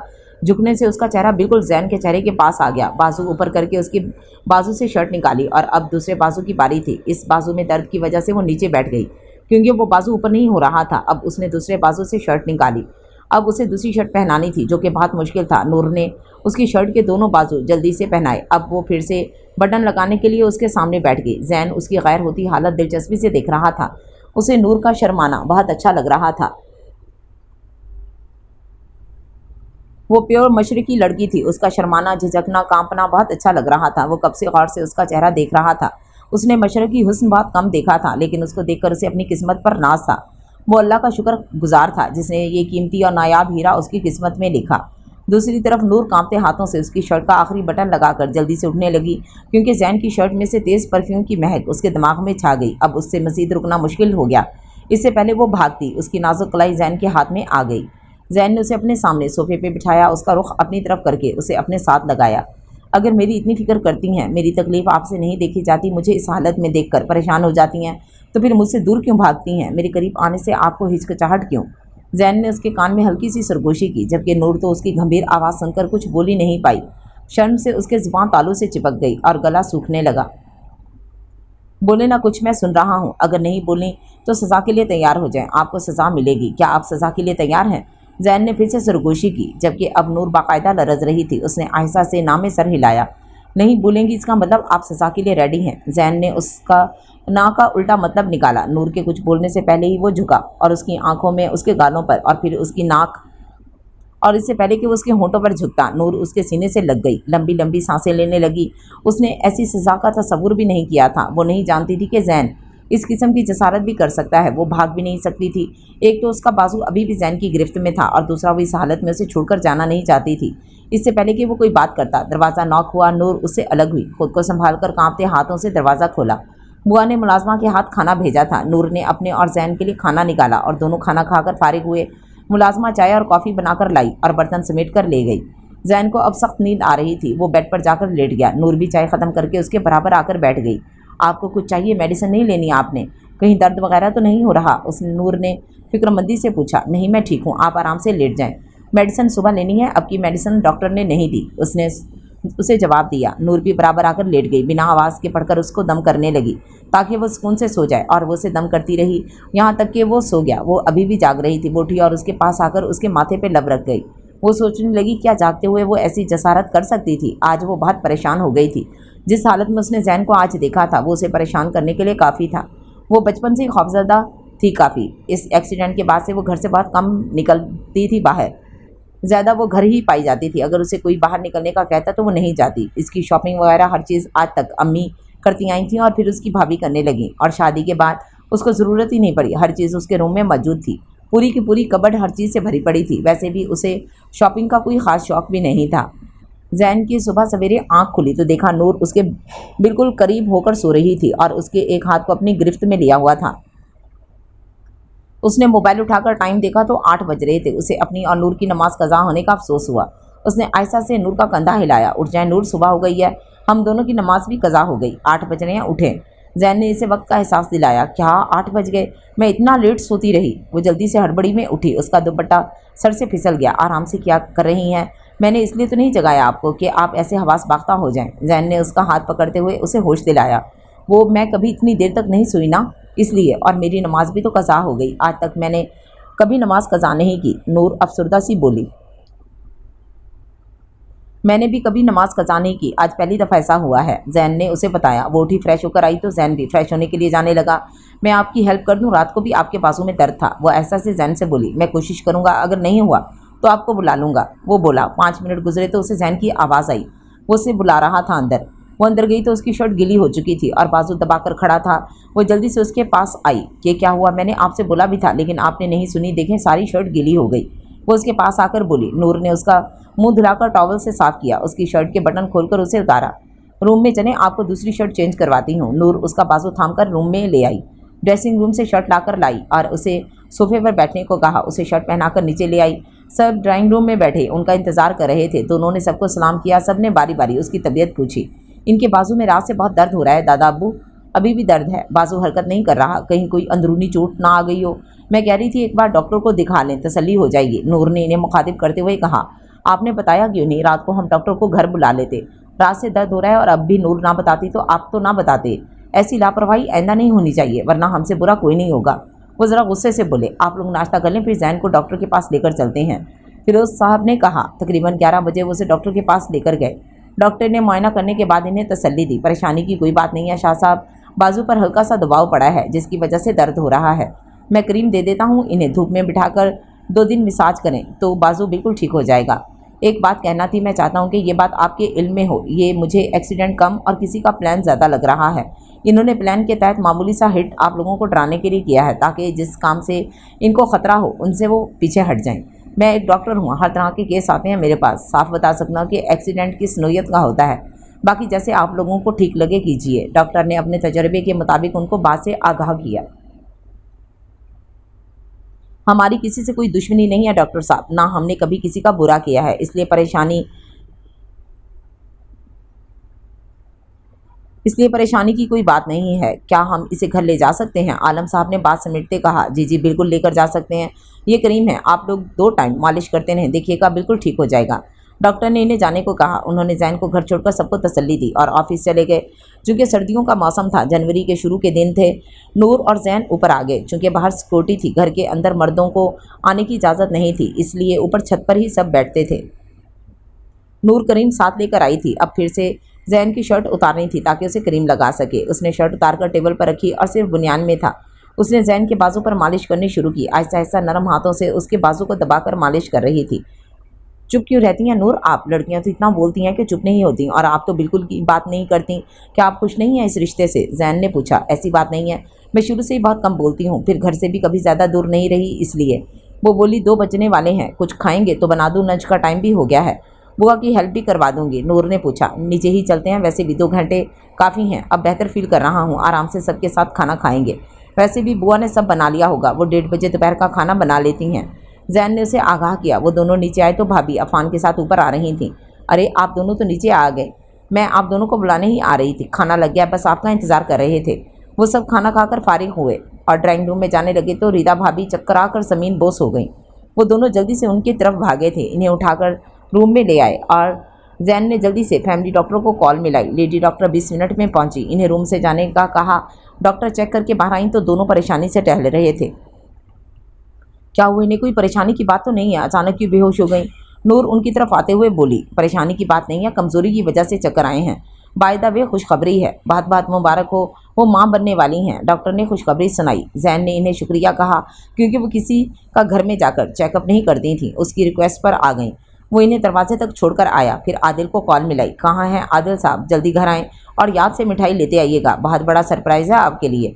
जैन ने उसे असल बात छुपाकर कहा। वो इस सबके सामने बताने वाला था। क्या बात है शाहजी, क्या हुआ है? किस बात की मिठाई? आदिल ने कंफ्यूज होते पूछा। वो तो घर आएंगे तो पता चलेगा, कहा ना सरप्राइज़ है। वो कॉल करके कमरे में आया तो नूर रिदा के पास बैठी इनसे बातें कर रही थी। इन्हें होश आ गया था। बहुत बहुत मुबारक हो, और नूर आपको भी, आप फिर से फूफो बनने वाली हैं। उसने दोनों को मुबारकबाद दी। इस बार तो प्यारी सी गुड़िया चाहिए मुझे, नूर खुशी से भरपूर आवाज़ में बोली। अब तो तुम अपनी ख्वाहिश खुद पूरी कर सकती हो। अब तो तुम्हारी अपनी गुड़िया भी आ सकती है। भाभी ने शरारती मुस्कुराहट से कहा। क्या कह रही हैं भाभी? मेरी अपनी गुड़िया कैसे आ सकती है? नूर ना समझी से बोली, जबकि जैन उनकी बात समझ गया था। ये तो तुम अपने शौहर से पूछो, ये मसला तो वही हल कर सकते हैं।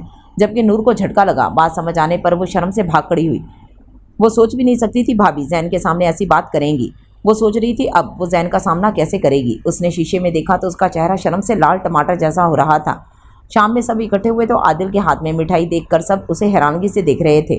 ये मिठाई किस खुशी में है आदिल बेटा? क्या प्रमोशन हुई है? उसकी माँ ने पूछा। वो ज़हर पढ़कर कैलोला करती थी और 4 बजे उठती, इसलिए उन्होंने भी नहीं मालूम था। ये छोटे शाहजी बताएंगे।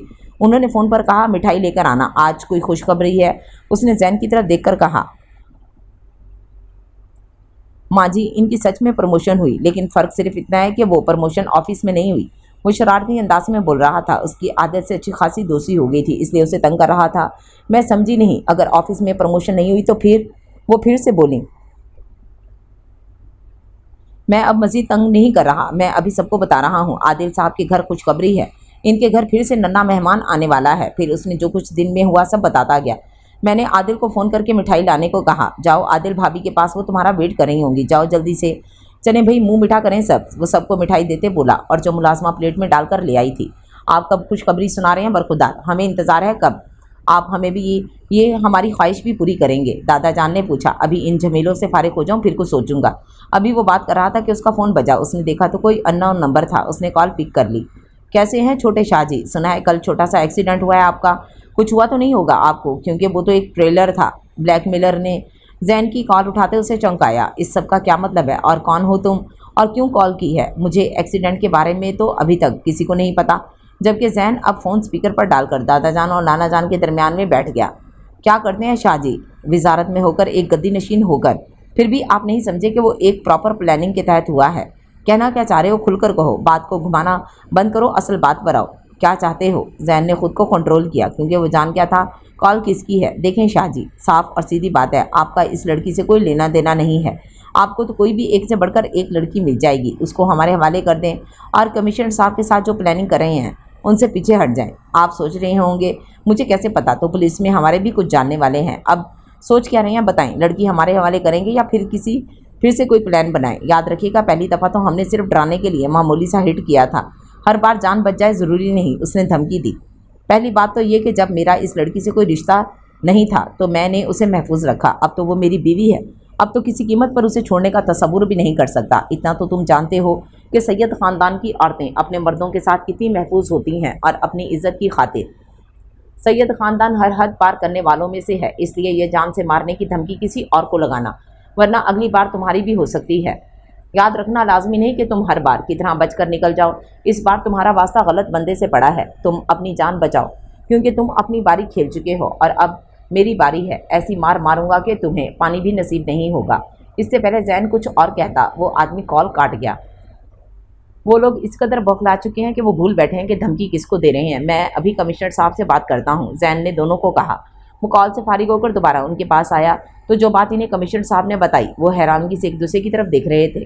बाकायदा एक वीडियो भी मिली थी जो किसी ने खुफिया तरीके से बनाकर फेक आईडी के जरिए इनको भेजकर अकाउंट ब्लॉक कर दिया था।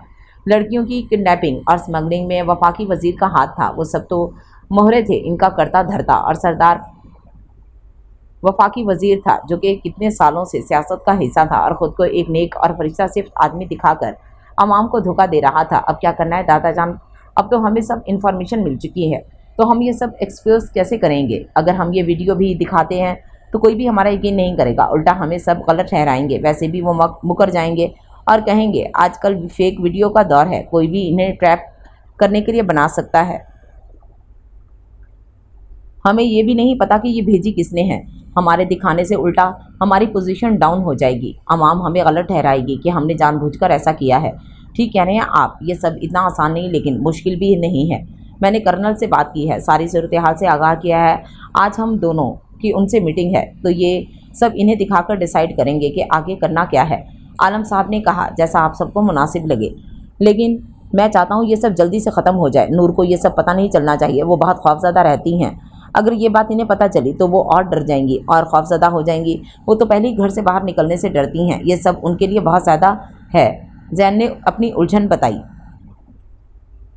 ठीक कह रहे हैं आप, बहुत मासूम बच्ची है, हर चीज़ से पाक साफ, कोई बुरी हवा उसे छूकर भी नहीं गुजरी। अल्लाह ने भी हमें कितनी कीमती चीज़ दी है बेटा, ऐसे लोग बहुत कम मिलते हैं इस दुनिया में, इसकी कदर करना। वो हमारे घर रहमत बनकर आई है, बहुत बड़ा करम है हम पर। तुम देखना, हम उसे किसी कीमत पर नहीं खोने वाले। ये तो शुक्र है नूर के सब घर वाले आदिल के कमरे में हैं, इनको कुछ भी पता नहीं चलना चाहिए। वो पहले ही खौफज़दा थे और हो जाएं, पहले भी बहुत मुश्किल से रुका था इन्हें घर में, अब तो फ़ौरन चले जाएंगे। इस दफ़ा वो नहीं रुकेंगे। हम अब जितना जल्दी हो सके इस मामले को हल करते हैं। पहले ही 2 माह हो चुके हैं और लेट नहीं करना चाहते। आप दोनों से कुछ बात करनी है मुझे। जैन ने सुबह ही इन दोनों से इजाज़त लेनी चाहिए। क्या बात है? सुन रहे हैं हम। गांव वाले बहुत याद कर रहे हैं और कुछ काम भी पेंडिंग है, जिरगे के कुछ फैसले भी करने हैं। वो सब भी मेरे इंतज़ार में बैठे हैं। सोच रहा हूँ चक्कर लगा लूँ, 2 दिन बाद वापस आ जाऊँगा। उसने दोनों को आगाह किया। मैं तो कहूँगा एक बार रुक जाओ, ये सारा मामला हल हो जाए फिर चले जाना। वैसे भी मैं चाह रहा था हम सब साथ चलते, हम दोनों का भी बहुत दिल कर रहा है वहाँ जाने का, और इस दफ़ा नूर को भी साथ ले जाएंगे। उन्होंने कहा मैं कमिश्नर साहब से मिलने जा रहा हूँ, केस में कुछ हद तक तो कामयाबी मिल गई है, बस अब इनको जकड़ना कैसे है ये प्लानिंग करनी है। तब तक आप कर्नल साहब से मीटिंग निपटा कर आ जाइएगा। ध्यान से जाना और गाड़ी ड्राइव करने की कोई ज़रूरत नहीं है, सिक्योरिटी भी डबल लेकर जाना। आलम साहब ने कहा जी, लेकिन सिक्योरिटी इतनी ही बहुत है, अब मैं खुद भी चुकन्ना रहूँगा। वो ठीक 11 बजे कमिश्नर साहब के पास गया। उन्होंने सारे सबूत उसके आगे रखे, छोटे से छोटा और बड़े से बड़ा, सब जो भी इस केस में मुलव्वस थे सबकी डिटेल इस फाइल में थी। अब बस इन्हें घेरने के लिए अगला लाहेअमल तरतीब देना था। अब तक सब बिल्कुल परफेक्ट हुआ है, आगे भी इंशाल्लाह सब ठीक होगा। अब मैं चलता हूँ, मज़ीद कोई पेशरफ्त हो तो आगाह कीजिएगा। क्यों शर्मिंदा करें हैं शाह साहब, ये सब मैं आपकी मेहरबानी से हुआ है, वरना कितने ही केस रद्दी बने पड़े हैं। ये तो आप आगे आए हैं, ये सारी इन्फॉर्मेशन भी तो हमें आपके असर शौक की वजह से मिली है। अगर आप अपना प्राइवेट डिटेक्टिव इस केस में हायर ना करते तो जो सब हमें सबूत मिले हैं कभी नहीं मिलते। फिर से ये फाइल रद्दी की टोकरी में ही जानी थी। बहुत बहुत शुक्रिया आपका, वरना आजकल कहाँ आप जैसे लोग होते हैं जो आवाम के लिए अच्छा सोचें। कमिश्नर साहब ने उसका शुक्रिया अदा किया। आप मुझे शर्मिंदा कर रहे हैं कमिश्नर साहब, ये तो हमारा काम है। आवाम हम पर इतना इत्मीनान करके हमें वोट देती है, तो हमारा भी फ़र्ज़ है इन लोगों के लिए कुछ करना। और बस दुआ कीजिए, इस केस की कामयाबी से कितनी ही लड़कियों की ज़िंदगी ख़राब होने से बच जाएगी। इन लड़कियों को बचाना हमारा फ़र्ज़ है। अब मैं चलता हूँ, अल्लाह हाफिज़। उसे पुलिस स्टेशन से निकले 10 मिनट ही हुए थे कि 2 गाड़ियां उनका पीछा कर रही थीं जो हूबहू वैसी थीं जिन्होंने इसे हिट किया था। उसे समझ आ गया था कि ये फिर से किसी प्लानिंग के तहत आए हैं। उसने सोच लिया था कि इसे क्या करना है। उसने अपने गार्ड्स को गाड़ियां किसी सुनसान इलाके की तरफ ले जाने के लिए कहा और इस बात से भी आगाह किया कि इन्हें शक नहीं होना चाहिए। जो गाड़ियां इनका पीछा कर रही थीं उन्होंने गाड़ियों का रुख मोड़ते देखा तो उलझन का शिकार हुए, क्योंकि उनकी इत्तला के मुताबिक उसे किसी इंटरव्यू के लिए जाना था जो कि यहाँ से मुखालिफ सिमत में था। दरअसल वो उसे रोकना चाहते थे क्योंकि इन्हें डर था कि कहीं वो एक्सपोज ना हो जाएं, इंटरव्यू में उनके खिलाफ कोई सबूत ना दे दे। जैसे ही वो सुनसान जगह पर पहुंचे, जैन की तीनों गाड़ियां झटके से मुड़ी और उनकी दोनों गाड़ियों को घेर कर टायरों पर फायर खोल दिए। तब तक पुलिस भी पहुंच गई थी। उसने फ़ोन पर इत्तला दे दी थी। इनकी गाड़ियों को नाकारा करने के बाद उसके गार्ड्स ने इन्हें खाली हाथ बाहर निकलने का हुक्म दिया। अगर उन्होंने ऐसा ना किया तो इन्हें शूट कर दिया जाएगा। वो खाली हाथ बाहर निकले तो पुलिस ने इन्हें घेर लिया और हथकड़ी लगाई। इनमें से एक का फ़ोन बजने लगा।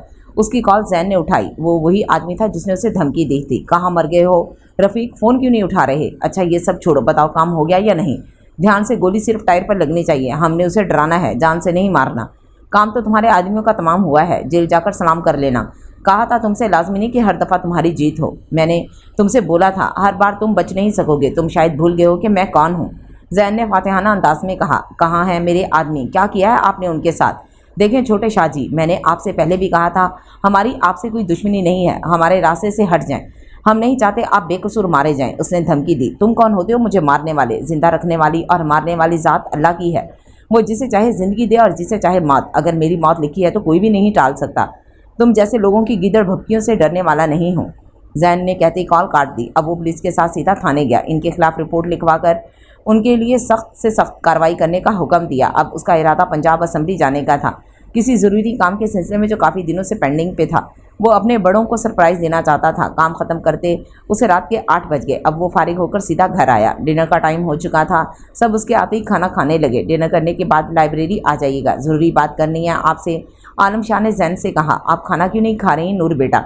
बहुत चुप चुप हैं। कोई बात हुई है या जैन शाह ने कुछ कहा है? बताएं, अभी आपके सामने इनके कान पकड़वाएंगे। आलम साहब ने नूर से पूछा, जो कि कल से उसके सामने आने से हिचकिचा रही थी। आज भी इनको देखकर नज़र झुकाए बैठी थी। आलम साहब के अचानक पूछने पर वो चौंकी। नहीं नहीं, कुछ भी नहीं हुआ। इन्होंने कुछ नहीं कहा। वो बस सर में हल्का सा दर्द हो रहा था, लेकिन अब बिल्कुल ठीक है। वो इन्हें असल बात नहीं बता सकती थी और परेशान भी नहीं करना चाहती थी, इसलिए सर दर्द का बहाना कर दिया। तो बेटा बताना चाहिए था, आपको मेडिसिन दे देते या डॉक्टर के पास ले जाते। फिरोज शाह ने कहा। अब बिल्कुल ठीक हूँ, सुबह था, अब बिल्कुल ठीक है, अब परेशान ना हो, उसने जवाब दिया। खाना खाने के बाद वो सब ड्राइंग रूम में बैठ गए। हम दोनों ने सोचा छोटी सी पार्टी रख लें, बाहर तो हम जा नहीं सकते, तो सोचा घर में पार्टी रख लेते हैं। पार्टी लेकिन किस लिए दादा जान? आदिल ने पूछा। आलम साहब के कहने पर वो इन्हें दादा जान कहता था। अरे तुम्हारे घर इतनी बड़ी खुशी आने वाली है, इसलिए हम सोच रहे थे छोटी सी पार्टी रख लेते हैं। घर के लॉन में ही सजावट कर लें और केक और कुछ फास्ट फूड आइटम रख लेंगे। क्या कहते हैं आप लोग? उन्होंने सबकी राय मांगी। नहीं शाह साहब, पहले ही आप हमारे और हमारी बेटी के लिए इतना कुछ कर रहे हैं, मज़ीद कुछ करने की ज़रूरत नहीं है। हम पहले ही आपके बहुत एहसानमंद हैं। आपका बहुत शुक्रिया, हमारे लिए इतना सोचा, लेकिन अब और नहीं। फारूक साहब ने इनकार कर दिया। लगता है बेटा जी आप हमें अपना नहीं समझते, वरना ऐसी बात ना करते। आदिल हमारे लिए भी बेटे जैसा है। हमने उसे बेटा कहा नहीं, माना भी है। क्या उसकी खुशी मनाने का हमें कोई हक नहीं? ठीक है, फिर हम दोबारा आप लोगों पर कोई हक नहीं जताएंगे, जैसा आप लोगों को ठीक लगे कीजिए। वो कहकर जाने लगे तो फारूक साहब ने इन्हें रोक लिया। प्लीज़ नाराज़ क्यों हो रहे हैं?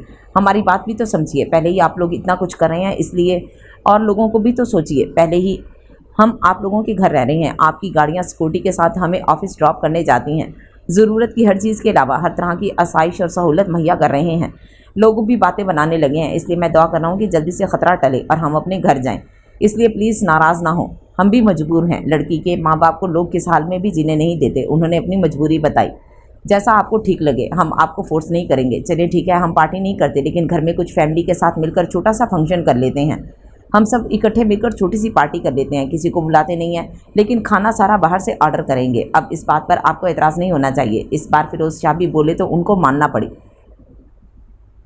शाम में सब कुछ तैयार था। घर के लॉन में थोड़ी सी सजावट करके बड़ा सा टेबल सेट किया था।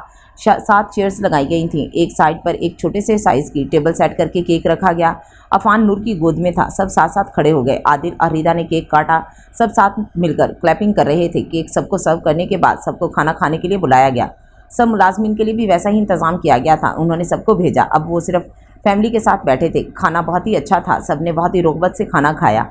खाना खाने के बाद अफान लॉन में भागने लगा। भागते हुए वो एक दरख्त के पास आया जो कि बहुत बड़ा था। अचानक एक नकाबपोश दरख्त के पीछे से निकल आया, अफान को उठाकर उसकी गर्दन पर चाकू रख गया। ऐसा करने से अफान रोने लगा। उसकी आवाज़ सुनकर सब भागकर आए और सामने का मंजर देखकर सबके आसान खता हुए। आलम साहब सोच भी नहीं सकते थे कि उनके मेंशन में इनके मेहमानों के साथ ऐसा हो सकता है। वो सख्त तैश में आ गए। कौन हो तुम? और छोड़ो बच्चे को, क्यों आए हो यहाँ? तुम शायद भूल गए हो किसके घर आए हो। हम कह रहे हैं कि छोड़ दो बच्चे को, वरना तुम जिंदा सलामत यहाँ से जा नहीं सकोगे। बताओ किसके आदमी हो, यहाँ क्यों आए हो? वो गरजे। हमारी आपसे कोई दुश्मनी नहीं है, हम बच्चे को भी छोड़ देंगे। वो लड़की हमारे हवाले कर दो, हम यहाँ से चले जाएंगे और केस भी वापस ले लो, वरना इस चाकू से बच्चे का गला काट दूंगा। वो किडनैपर बोला, बच्चे को कुछ हुआ तो हम तुम्हारी जान ले लेंगे। छोड़ दो बच्चे को, वरना तुम किसी काबिल नहीं रहोगे। फिरोज शाह ने गुस्से से उसे कहा। जैन आहिस्ता आहिस्ता पीछे हटा, बिना किसी की नज़रों में आए इस बड़े दरख्त के सहारे उस तक पहुँचने में सोचने की लगा कि किसी भी तरह इस आदमी को भी गिराए और अफान को भी कुछ ना हो। वो आहिस्ता आहिस्ता बिल्कुल उसके पीछे जाकर खड़ा हुआ। अपनी पिस्टल ज़ोर से उसके सर के पुश्त पर मारी थी, जिससे उसने पकड़ा सर और वो जल्दी से अफान को खींचकर उससे दूर ले गया। नूर भागकर आई और उसे गोद में लेकर बेतहाशा चूमने लगी। सब भागकर नूर के पास आए। आदिल ने अफान को देखा तो वो बेहोश हो चुका था।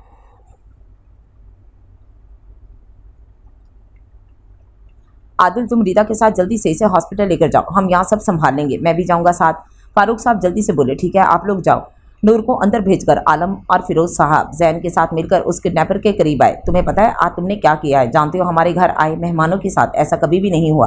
तुम्हारी हिम्मत भी कैसे हुई हमारे मेंशन में छुपकर आए और वो सब किया जो हम सोच भी नहीं सकते। जैन ने उसे बालों से पकड़कर उसका सर ऊंचा किया। अफान को होश आ चुका था। वो उसे घर ले आए। खुशियाँ गम में बदल चुकी थीं। क्या कह रहे हैं डॉक्टर, कैसा है अब अफान? आलम साहब ने पूछा। कह रहे थे सदमे की वजह से बेहोश हुआ है, अब सो रहा है, जब उठेगा तो ठीक हो जाएगा। बस अल्लाह सबको सब कुछ भूल जाए। छोटा बच्चा, आदिल ने बताया। रिदा और नूर अफान के साथ बैठ गईं और सब मर्द बाहर आ गए। कुछ बताया इस आदमी ने? वो किसके कहने पर यहाँ आया था? अब क्या करना है इससे पहले हालत मज़ीद बिगड़े, ये किसी को कुछ हो। हमें अब इन सब का खात्मा करना है। जैन, तुम कमिश्नर साहब से बात करके इस मामले को अब ख़त्म करो। अब बस हमारी बर्दाश्त ख़त्म हो गई है। इस आदमी का वीडियो बयान रिकॉर्ड कर लिया है हमने, इससे ज़्यादा सबूतों की ज़रूरत नहीं है हमें। ना होते तो तब भी मज़ीद कोई नुकसान बर्दाश्त नहीं कर सकता। नूर की जान खतरे में है। तुम पर भी 2 मरतबा हमला हो चुका है और अब अफान मासूम बच्चा उनकी जद में आ गया। आलम साहब ने मज़ीद रिस्क लेने से मना कर दिया था। फारूक साहब, हम बहुत शर्मिंदा हैं, हमारी वजह से हमारे घर में आपको मासूम बच्चे के साथ ये सब हुआ। हम माजरत चाहते हैं, लेकिन हम वादा करते हैं आइंदा ऐसा नहीं होगा। आलम साहब ने शर्मिंदगी से कहा। कैसी बातें कर रहे हैं शाह जी, आप तो हमें और हमारी बेटी को महफूज रखने के लिए लाए हैं। हमारी वजह से आप लोगों पर भी हमले हो रहे हैं। जैन बेटे पर 2 हमले हुए हैं, फिर हम आपको गलत कैसे समझ सकते हैं? उन्होंने कहा। सही कह रहे हैं बाबा, शायद ये सब ऐसे ही होना था। वहाँ अगर अफान ना होता तो शायद आज नूर हमारे दरमियान ना होती। इस वक्त हम इसे ढूंढ रहे होते। अल्लाह का शुक्र है नूर और अफान दोनों ठीक हैं। ये तो शुक्र है अफान की वजह से उसने आदमी की बातों के ध्यान नहीं दिया, वरना इसे सब पता चल जाता। आदिल ने कहा। और वो नूर से बहुत मोहब्बत करता था। एक तो वो शुरू से हसास बहुत थी और वो 2 ही बहन भाई थे, इसलिए एक दूसरे से बहुत ज़्यादा अटैच थे। नूर नीचे आई तो सब बैठे थे। ऐसा लग रहा था जैसे रात यहीं गुजारने का इरादा हो। इतना बुरा होने के बाद अब किसे नींद आनी थी? बहुत रात हो गई है, अब सब सोने चले। वैसे भी नींद तो किसी को भी नहीं आएगी, लेकिन सुबह सबने अपने अपने काम पर भी जाना है, इसलिए रूम में जाकर लेट जाएं, शायद इसी बहाने नींद आ जाए। फिरोज साहब ने सबसे कहा। सब अपने अपने कमरों में चले गए। नूर रूम में आई तो जैन सोफे पर किसी गहरी सोच में बैठा था। वो उसके पास आकर बैठ गई। एक बात पूछूं आपसे, सच सच बताइएगा। मैं जितना सोचती हूँ इस बारे में उलझ जाती हूँ। जब कोई सिरा हाथ नहीं आता तो खुद को सोच झटक देती हूँ, लेकिन आज जो कुछ भी हुआ वो इग्नोर नहीं किया जा सकता, इसलिए पूछ रही हूँ। वादा करें सब कुछ सच सच बताएंगे, आपको मेरी कसम। नूर ने उसे हर तरफ से घेरा। पूछें क्या पूछना चाहती हैं? जैन ने भी हथियार डाल दिए। मैं कई दिन से नोट कर रही हूँ आप सब मुझसे कुछ छुपा रहे हैं, ऐसी बात जो मुझसे जुड़ी है, और ये अब से नहीं है, हमारी शादी के बाद से शुरू हुआ है। इसके बाद मेरे घर वालों का यहाँ आना, आपका एक्सीडेंट, मुझे घर से बाहर निकलने के लिए मना करना, और अब हमारे घर इस तरह आदमी का आ जाना। आप सब लोग सोच रहे होंगे मैंने इस आदमी की बातें नहीं सुनी, क्योंकि मेरा सारा ध्यान अफान की तरफ था। तो ऐसा बिल्कुल भी नहीं है। मैंने उसकी सारी बातें सुनी थी। वो कह रहा था इस लड़की को हमारे हवाले कर दो तो बच्चे को छोड़ दूंगा। इस सब के बाद तो शक की गुंजाइश ही नहीं बचती। बताएं, मैं सारा सच जानना चाहती हूँ, क्योंकि इतना तो मैं समझ चुकी हूँ कि सबको ख़तरा मेरी वजह से है। ये सब जो कुछ हो रहा है इसकी वजह मैं हूँ। उसने जो कुछ महसूस किया वो सब जैन को बता दिया। सच जानना आपका हक है, लेकिन मुझे कुछ टाइम दे, मैं आपको सब कुछ बताऊँगा। अभी मौका नहीं है। मैं वादा करता हूँ सब कुछ बताऊँगा, लेकिन अभी नहीं, सही वक्त आने पर। अभी आप टेंशन फ्री हो जाएं और आराम करें। जैन ने उसे तसल्ली देते हुए वादा किया। वो जानता था नूर को सब बता दिया तो उसे सारा प्लान बताना पड़ेगा, और जिस खतरे में वो जा रहा है वो कभी भी उसे जाने ना देगी, और वो उसके सामने कमज़ोर नहीं पड़ना चाहता था। वैसे भी थोड़े दिनों की बात थी, वो उसे सब बता देगा। उसने फुल प्लानिंग कर रखी थी, अब बस उसने अमल करना था। वो सोच रहा था इसी हफ्ते में वो सब कुछ सेट कर लेगा, इसलिए उसने नूर से थोड़ा वक्त मांगा ताकि वो जल्द ही अपने मिशन को मुकम्मल कर ले। चले अब सोते हैं, सुबह उठना भी तो है, पहले ही बहुत देर हो गई है। जैन ने उसका हाथ थामते बेड पर आया। सुबह सब नाश्ते पर इकट्ठे थे, लेकिन बराए नाम ही खाना खा रहे थे। मैं चाहता हूँ ये हफ्ता सब अपने ऑफिस से छुट्टी ले लें और घर रहें। इस सब के पीछे जिस आदमी का हाथ है उसे पता चल चुका है कि हमने इस आदमी को पकड़ लिया है और हमें इस पर शक हो चुका है। अब वो फिर से कुछ करने की कोशिश करेगा। नूर बेटा, आपने परेशान नहीं होना, ये सब हमारे सियासी मुखालफिन ने किया है। वो हमें नुकसान नहीं पहुंचाने के लिए ऐसे हथकंडे अपनाते हैं, इसलिए हम सबको घर से बाहर निकलने के लिए मना कर रहे हैं। आलम साहब ने सबको कहा और फिर नूर को तसल्ली दी ताकि उसकी सोच कहीं और ना जाए, लेकिन इन्हें पता नहीं था कि वो आधा सच जानती है। हम एक हफ्ता घर कैसे रहेंगे और हमें छुट्टी भी नहीं मिलेगी। फारूक साहब ने कहा, छुट्टी की आप टेंशन ना लें, आप दोनों अपने ऑफिस का नंबर दें, छुट्टी अभी कंफर्म हो जाएगी। आलम साहब ने नंबर लेकर दोनों के ऑफिस कॉल करके छुट्टी की इतला दी। उन्होंने इनका नाम सुनकर ही छुट्टी दे दी, कुछ और कहने का मौका ही नहीं आया। आप लोग परेशान ना हों, जो कुछ हम लोग करने वाले हैं वो आदमी बौखला जाएगा, इसलिए घर में रहकर सिक्योरिटी डबल कर दी है। अब इसका किस्सा तमाम हो जाएगा और उसे तमाम सबूत के साथ फौज के हवाले कर दिया जाएगा, क्योंकि ऐसे लोगों का इलाज फौज के पास है। पुलिस में कुछ रिश्वतखोर और कारिंदे इनके मौजूद हैं जिनसे ये आसानी से निकल आएंगे, लेकिन फ़ौज में इनकी सिफारिशें और रिश्वत काम नहीं आती। आलम साहब ने बताया, क्या आप उस आदमी को जानते हैं? अगर आपको बुरा ना लगे तो बता सकते हैं कि वो आदमी कौन है और ऐसा क्यों कर रहा है? फारूक साहब ने पूछा। हम जानते हैं उसे, आप लोग भी, क्या अवाम भी इन्हें अच्छी तरह जानती है? उन्होंने कहा, हम भी जानते हैं और अवाम भी जानती है। मैं समझा नहीं। वफाकी वज़ीर रहमत कमाल को जानते हैं आप लोग? अक्सर अवाम की खिदमत करते पाए जाते हैं और उनके इंटरव्यूज़ टीवी पर दिखाए जाते हैं। वफाकी वज़ीर रहमत कमाल तो अक्सर टीवी पर उनके इंटरव्यू आते हैं और अवाम की दिन रात खिदमत करते हैं। बहुत ही नेक इंसान हैं वो, लेकिन क्या यहाँ उनका क्या जिक्र? फारूक साहब ने कहा, इन्हीं का तो जिक्र है। यहाँ वही शरीफ और नेक इंसान इस सब के पीछे है। हमारे साथ 2 माह में जो कुछ हो रहा है इस सब के पीछे उसी नेक फरिश्ता सिर्फ इंसान का हाथ है, जो अपना भेड़िए वाला ख़तरनाक रूप छुपाकर अवाम को बेवकूफ़ बना रहा है। असल में वो एक दरिंदा है जो लड़कियों का कारोबार करता है। शादी के नाम पर लड़कियों के माँ बाप को बेवकूफ़ बनाते हैं, उनके सामने शरीफ बनकर अपने किसी आदमी के साथ मिलकर लड़की से निकाह करवाते हैं। उसी रात उसे अपने मालकों के हवाले करते हैं, जो शिप के ज़रिए इन्हें दूसरे मुल्कों में बेच देते हैं। और इनका करता धरता और मालिक है ये रहमत कमाल, हमारा वफाकी वज़ीर। आलम साहब ने इन्हें असलियत बताई। ये सब इसने किया है। कितना ख़तरनाक आदमी है ये। हम तो इसे बहुत नेक समझते थे, क्योंकि बहुत से इलाकों में उसने काम करवाया है। हमारे इलाके में भी आया था। ये आदिल घर नहीं था तो मैं नूर को यूनिवर्सिटी से वापस लेकर आया था, वहीं उसने नूर को भी देखा था। अब मुझे समझ आ गई। ये सब हमारे साथ इस सब के बाद शुरू हुआ है। पहले तो हम बहुत सुकून से रह रहे थे, हमारा मोहल्ला भी बहुत अच्छा है और नूर का वो रिश्ता भी उनके तवज्जो से ही भेजा गया था, इसलिए तो हमने हाँ कर दी और कोई छानबीन भी नहीं की। ओह मेरे खुदाया, ये सब मुझ क्या हो गया? अगर इस दिन नूर की शादी हो गई होती तो हम क्या करते? फारूक साहब पेशमान होकर बोले। शुक्र अदा करें उस पाक ज़ात का जिसकी वजह से हमारी नूर बच गई। वैसे भी अल्लाह अपने नेक बंदों के साथ कभी भी बुरा नहीं करता। दुनिया लाख कोशिश करे लेकिन ऊपर वाला सब देख रहा है। ये तो शुक्र है अल्लाह का, जैन ने शादी से 1 हफ्ता पहले उनकी प्लानिंग सुन ली और सब कुछ अपने कंट्रोल में ले लिया। उसी दिन जैन ने उनके पीछे प्राइवेट जासूस हायर कर लिया और हर बात उसको पता चल गई। जब सब कुछ जैन को पता चला तो उसने हमसे मशवरा किया और हमने ही इसे शादी रोकने के लिए कहा, क्योंकि हमें अभी असल गुनाहगार को पकड़ना था। अगर शादी से पहले हम कोई एक्शन लेते तो वो चुकन्ना हो जाते। इसलिए हमने शादी वाले दिन आकर कहा कि हमारे बच्चों का निकाह हो चुका है, वरना वो कभी भी इस तरह ना भागते और वो हमसे भी नहीं भिड़ सकते थे, क्योंकि वो हमारे असर सुख जानते थे। लेकिन यहाँ एक मसला हो गया। उन्होंने 50 के करीब लड़कियों की तस्वीर भेजी थी, जिनमें हमारी नूर भी थी। इन्हें इस बात का बहुत फ़ायदा हुआ, क्योंकि सब लड़कियों से ज़्यादा नूर के पैसे इन्हें सबसे ज़्यादा मिलने थे। पैसे इन्हें शादी की रात मिलने थे, लेकिन हमारी वजह से इन्हें वापस जाना पड़ा, इसलिए वो बौखला गए और अब वो नूर को दोबारा अगवा करना चाहते हैं ताकि वो रकम इन्हें मिल सके। बाकी सारी लड़कियां उनको मिल चुकी हैं सवाए नूर के, इसलिए पीछे इन्हें ब्लैकमेल किया जा रहा है कि वो लड़की जल्द अज जल्द इन्हें चाहिए, वरना अंजाम के ज़िम्मेदार वो खुद होंगे। उनके पास ये आखिरी हफ्ता है नूर को उनके हवाले करने का और अब वो किसी भी हद तक जा सकते हैं, इसलिए सबको बाहर निकलने के लिए मना किया है। वो जासूस अभी भी इनमें शामिल है और सारी डिटेल हमें मुहैया कर रहा है। बस अब इसी हफ्ते सब कुछ ठीक हो जाएगा। छोटे शाहजी को पता कैसे चला इस सब का? मतलब शादी से पहले इन्हें किसी ने बताया था? आदिल ने पूछा। हमारा रेस्टोरेंट तो आपने देखा है, जैन वहाँ किसी काम के सिलसिले में गया था, उसे रात वापस आने में ज़रा देर हो गई। वो रात 10 बजे के करीब रेस्टोरेंट से निकला। जब पार्किंग में पहुंचा तो उसे कुछ लोगों की आवाज़ें आ रही थी। जैन ने इनकी सारी बातें सुन लीं।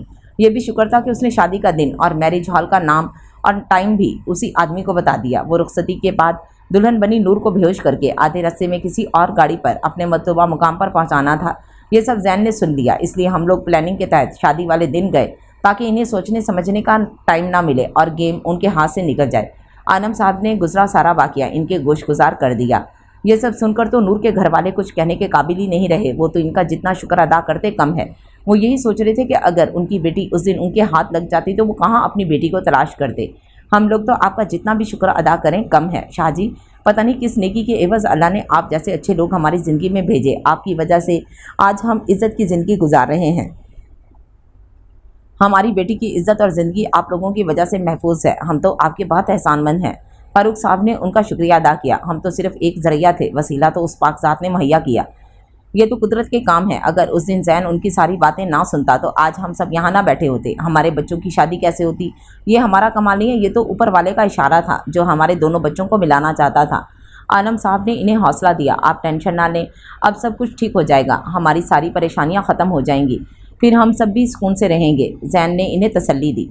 नूर किचन में बुआ के साथ बिजी थी। अब वो फ्री होकर अपने रूम में फ़्रेश होने जाना था। अभी फ्रेश होकर वो टॉवल से बाल खुश्क कर रही थी, तभी जैन रूम में आया। वो भी फ्रेश होकर वाइट शलवार कमीज़ पहने सोफे पर आकर बैठा। क्या सोच रही हैं? काफ़ी देर से देख रहा हूँ, आप खोई खोई सी लग रही हैं। जैन उठकर उसके पास आया। कोई बात नहीं है, बस ऐसे ही। नूर बोली। कोई बात तो ज़रूर है, आप कुछ तो सोच रही थी। जैन ने इससे इस्तफसार किया। वो जब सारा मसला हल हो जाएगा तो माँ बाबा भाभी भैया घर चले जाएंगे, फिर मैं सारा दिन घर में अकेली क्या करूँगी। वो अपने दिल की बात ज़ुबान पर ले आई। सही कह रही हैं आप, फिर तो इस मसले का हल निकालना चाहिए। ये तो वाकई बहुत सीरियस मसला है। वैसे एक हल है मेरे पास जिससे आप और हम सब बोर नहीं होंगे। जैन ने संजीदगी से कहा। अच्छा तो फिर जल्दी बताएं, मैं तो अभी से परेशान हो रही हूँ कि जब सब चले जाएंगे तो मैं क्या करूँगी। आप बताएं क्या हल है आपके पास। नूर ने फ़ौरन पूछा। हम कहीं घूमने चलेंगे, जहाँ आप कहेंगी 15 दिन का ट्रिप प्लान करते हैं। खूब घूम फिर कर वापस आ जाएंगे। फॉरेन कंट्री जाना हो तो 1-1.5 माह, जबकि अगर पाकिस्तान में कहीं जाना हो तो 15 दिन का ट्रिप प्लान कर लेंगे। जैन ने प्लान तरतीब दिया। 2-3 माह तो ऐसे ही गुजर जाएंगे, उसके बाद फिर रूटीन पर वापस तो आना पड़ेगा ना। फिर भी मैं घर में अकेली ही होंगी। वो उदासी से बोली। फिर हम हमारे आबाई गांव चलेंगे। वैसे भी वहाँ सब हमारा और आपका बेसब्री से इंतज़ार कर रहे हैं। वहाँ हमारे आबाई हवेली और ज़मीनें हैं। जैन ने बताया। आपने पहले कभी बताया नहीं अपने गांव के बारे में। पता है मुझे कितना शौक़ है गांव देखने का, लेकिन कभी मौका ही नहीं मिला जाने का। अब मैं ज़रूर जाऊंगी और हम पहले गांव जाएंगे और फिर जहां आपका दिल करे। नूर ने खुश होते हुए कहा। मुझे पता होता कि आपको गांव देखने का इतना शौक़ है तो मैं कब का गांव ले जा चुका होता। अब इसी हफ्ते के एंड में हम गाँव जाएंगे। मैंने दादा और नाना जान से बात कर ली है। वो कह रहे हैं कि हम सब साथ चलेंगे। वो भी बहुत याद कर रहे हैं अपने गाँव को। मैं तो भूल ही गया, आपके लिए गिफ्ट लाया था। आज शॉपिंग मॉल चक्कर लगा तो उन्होंने कहा कि अपने लिए कुछ ले लें, तो मैंने मना कर दिया। फिर इन्होंने इसरार किया कि अपनी बीवी के लिए कुछ ले लें, तो मुझे इनकार करना मुनासिब नहीं लगा, इसलिए आपके लिए एक पेंडेंट पसंद आया तो ले लिया। जैन उसे बताकर ड्रेसिंग के पास ले गया और उसे दिखाया। ये तो बहुत ही खूबसूरत है माशाल्लाह। नूर ने उसे देखते कहा। वो डायमंड का एक खूबसूरत पेंडेंट था जिसमें बारीक छोटे छोटे 4 डायमंड लगे थे, जिसकी चमक आंखों को खीरा कर रही थी। मैं पहना दूँ? इतना तो इस हक है ना मेरा आप पर। नूर उसे पहनने लगी तो जैन ने उसका हाथ थामते बोला, तो नूर ने बिना झिझके पेंडेंट उसके हाथ में दे दिया। जैन ने उसके गले में पहनाकर आईने में देखा तो वो दोनों एक दूसरे को देखा। बहुत प्यारी लग रही हैं आप। ये तो आपके लिए छोटा सा गिफ्ट है, आपके सामने ये कुछ भी नहीं। जैन ने इसे मोहब्बत से देखते कहा। एक बात कहूँ, आपसे मुझे तुम कहकर पुकारा करें, ऐसे अच्छा नहीं लगता। बार बार आप कहना। तुम कहेंगे तो मुझे ज़्यादा अच्छा लगेगा। ओके मैडम, जैसे आपकी मर्ज़ी। जैन मुस्कुराते हुए बोला। फिर से आप? नूर ने कहा। ओके बाबा, सॉरी, जैसे तुम्हारी मर्ज़ी। जैन उसे घुमाने लगा। घुमाते घुमाते दोनों को चक्कर आए तो उसने वैसे ही गोद में उठाकर बेड पर लाकर गिराया और साथ खुद भी दूसरी तरफ गिरा। इन दोनों की सांसें फूल चुकी थीं और आंखें बंद करके अपनी सांसें बहाल करने में लगे थे। जब दोनों ठीक हुए तो जैन ने बाजू पर सर रखकर अपना रुख उसकी तरफ किया। उसकी आंखों में अभी भी बंद थी। आंखें खोलो नूर और इधर देखो मेरी तरफ। जैन ने अपने दूसरे हाथ से उसका चेहरा अपनी तरफ मोड़ा। मैं सोच रहा था हम कुछ दिन एक दूसरे के साथ गुजारें। 2 माह हो गए हैं शादी को, हमने साथ टाइम स्पेंड नहीं किया और मैंने भी आपको टाइम इसलिए दिया ताकि आप इस शादी को दिल से कबूल कर लें। मैं अब भी आपकी हाँ के बगैर हमारा रिश्ता आगे नहीं बढ़ाऊंगा। जब आप खुद को इस रिश्ते को आगे बढ़ाने से दिल से रजामंद होंगी तभी हमारा रिश्ता मुकम्मल होगा। मैंने आपसे पहले ही कहा था, निकाह होने के बाद मैंने ये रिश्ता दिल से कबूल किया है। आप मेरे शौहर हैं, आपका पूरा हक है मुझ पर। आपको इजाज़त लेने या इंतज़ार करने की बिल्कुल भी ज़रूरत नहीं है। ये सब बातें अपने दिल से निकाल दे। नूर ने सच्चे दिल से कहा। अगर मैं तुमसे कहूँ कि मेरे लिए अपनी शादी के दिन वाला जोड़ा पहनो तो क्या तुम पहनोगी? जैन ने उसका दिल लेने के लिए पूछा कि वो क्या जवाब देगी। नहीं, मैं वो ड्रेस नहीं पहनूंगी, बल्कि जो आप मेरे लिए लाएंगे वो पहनूंगी, क्योंकि वो मैंने किसी और के नाम का पहना था। जब आप मेरे लिए अपनी पसंद का ड्रेस लाएंगे तो वो दिल से पहनूंगी। नूर ने मुस्कुराते हुए कहा, अपना वादा याद रखना भूलना मत। मैं अपनी मर्जी से जो लाऊंगा पहनना पड़ेगा। जैन ने भी उससे वादा लिया। वादा मैं ज़रूर पहनूंगी, नूर बोली। चलें, अब सुबह जल्दी से उठना है और काम भी बहुत हैं। जैन ने उसे भी सोने की हदायत दी। सब घर ही मौजूद थे। जैन ने आज किसी काम के सिलसिले में रेस्टोरेंट जाना था। दिन के 11 बज रहे थे जब नूर का फ़ोन बजा।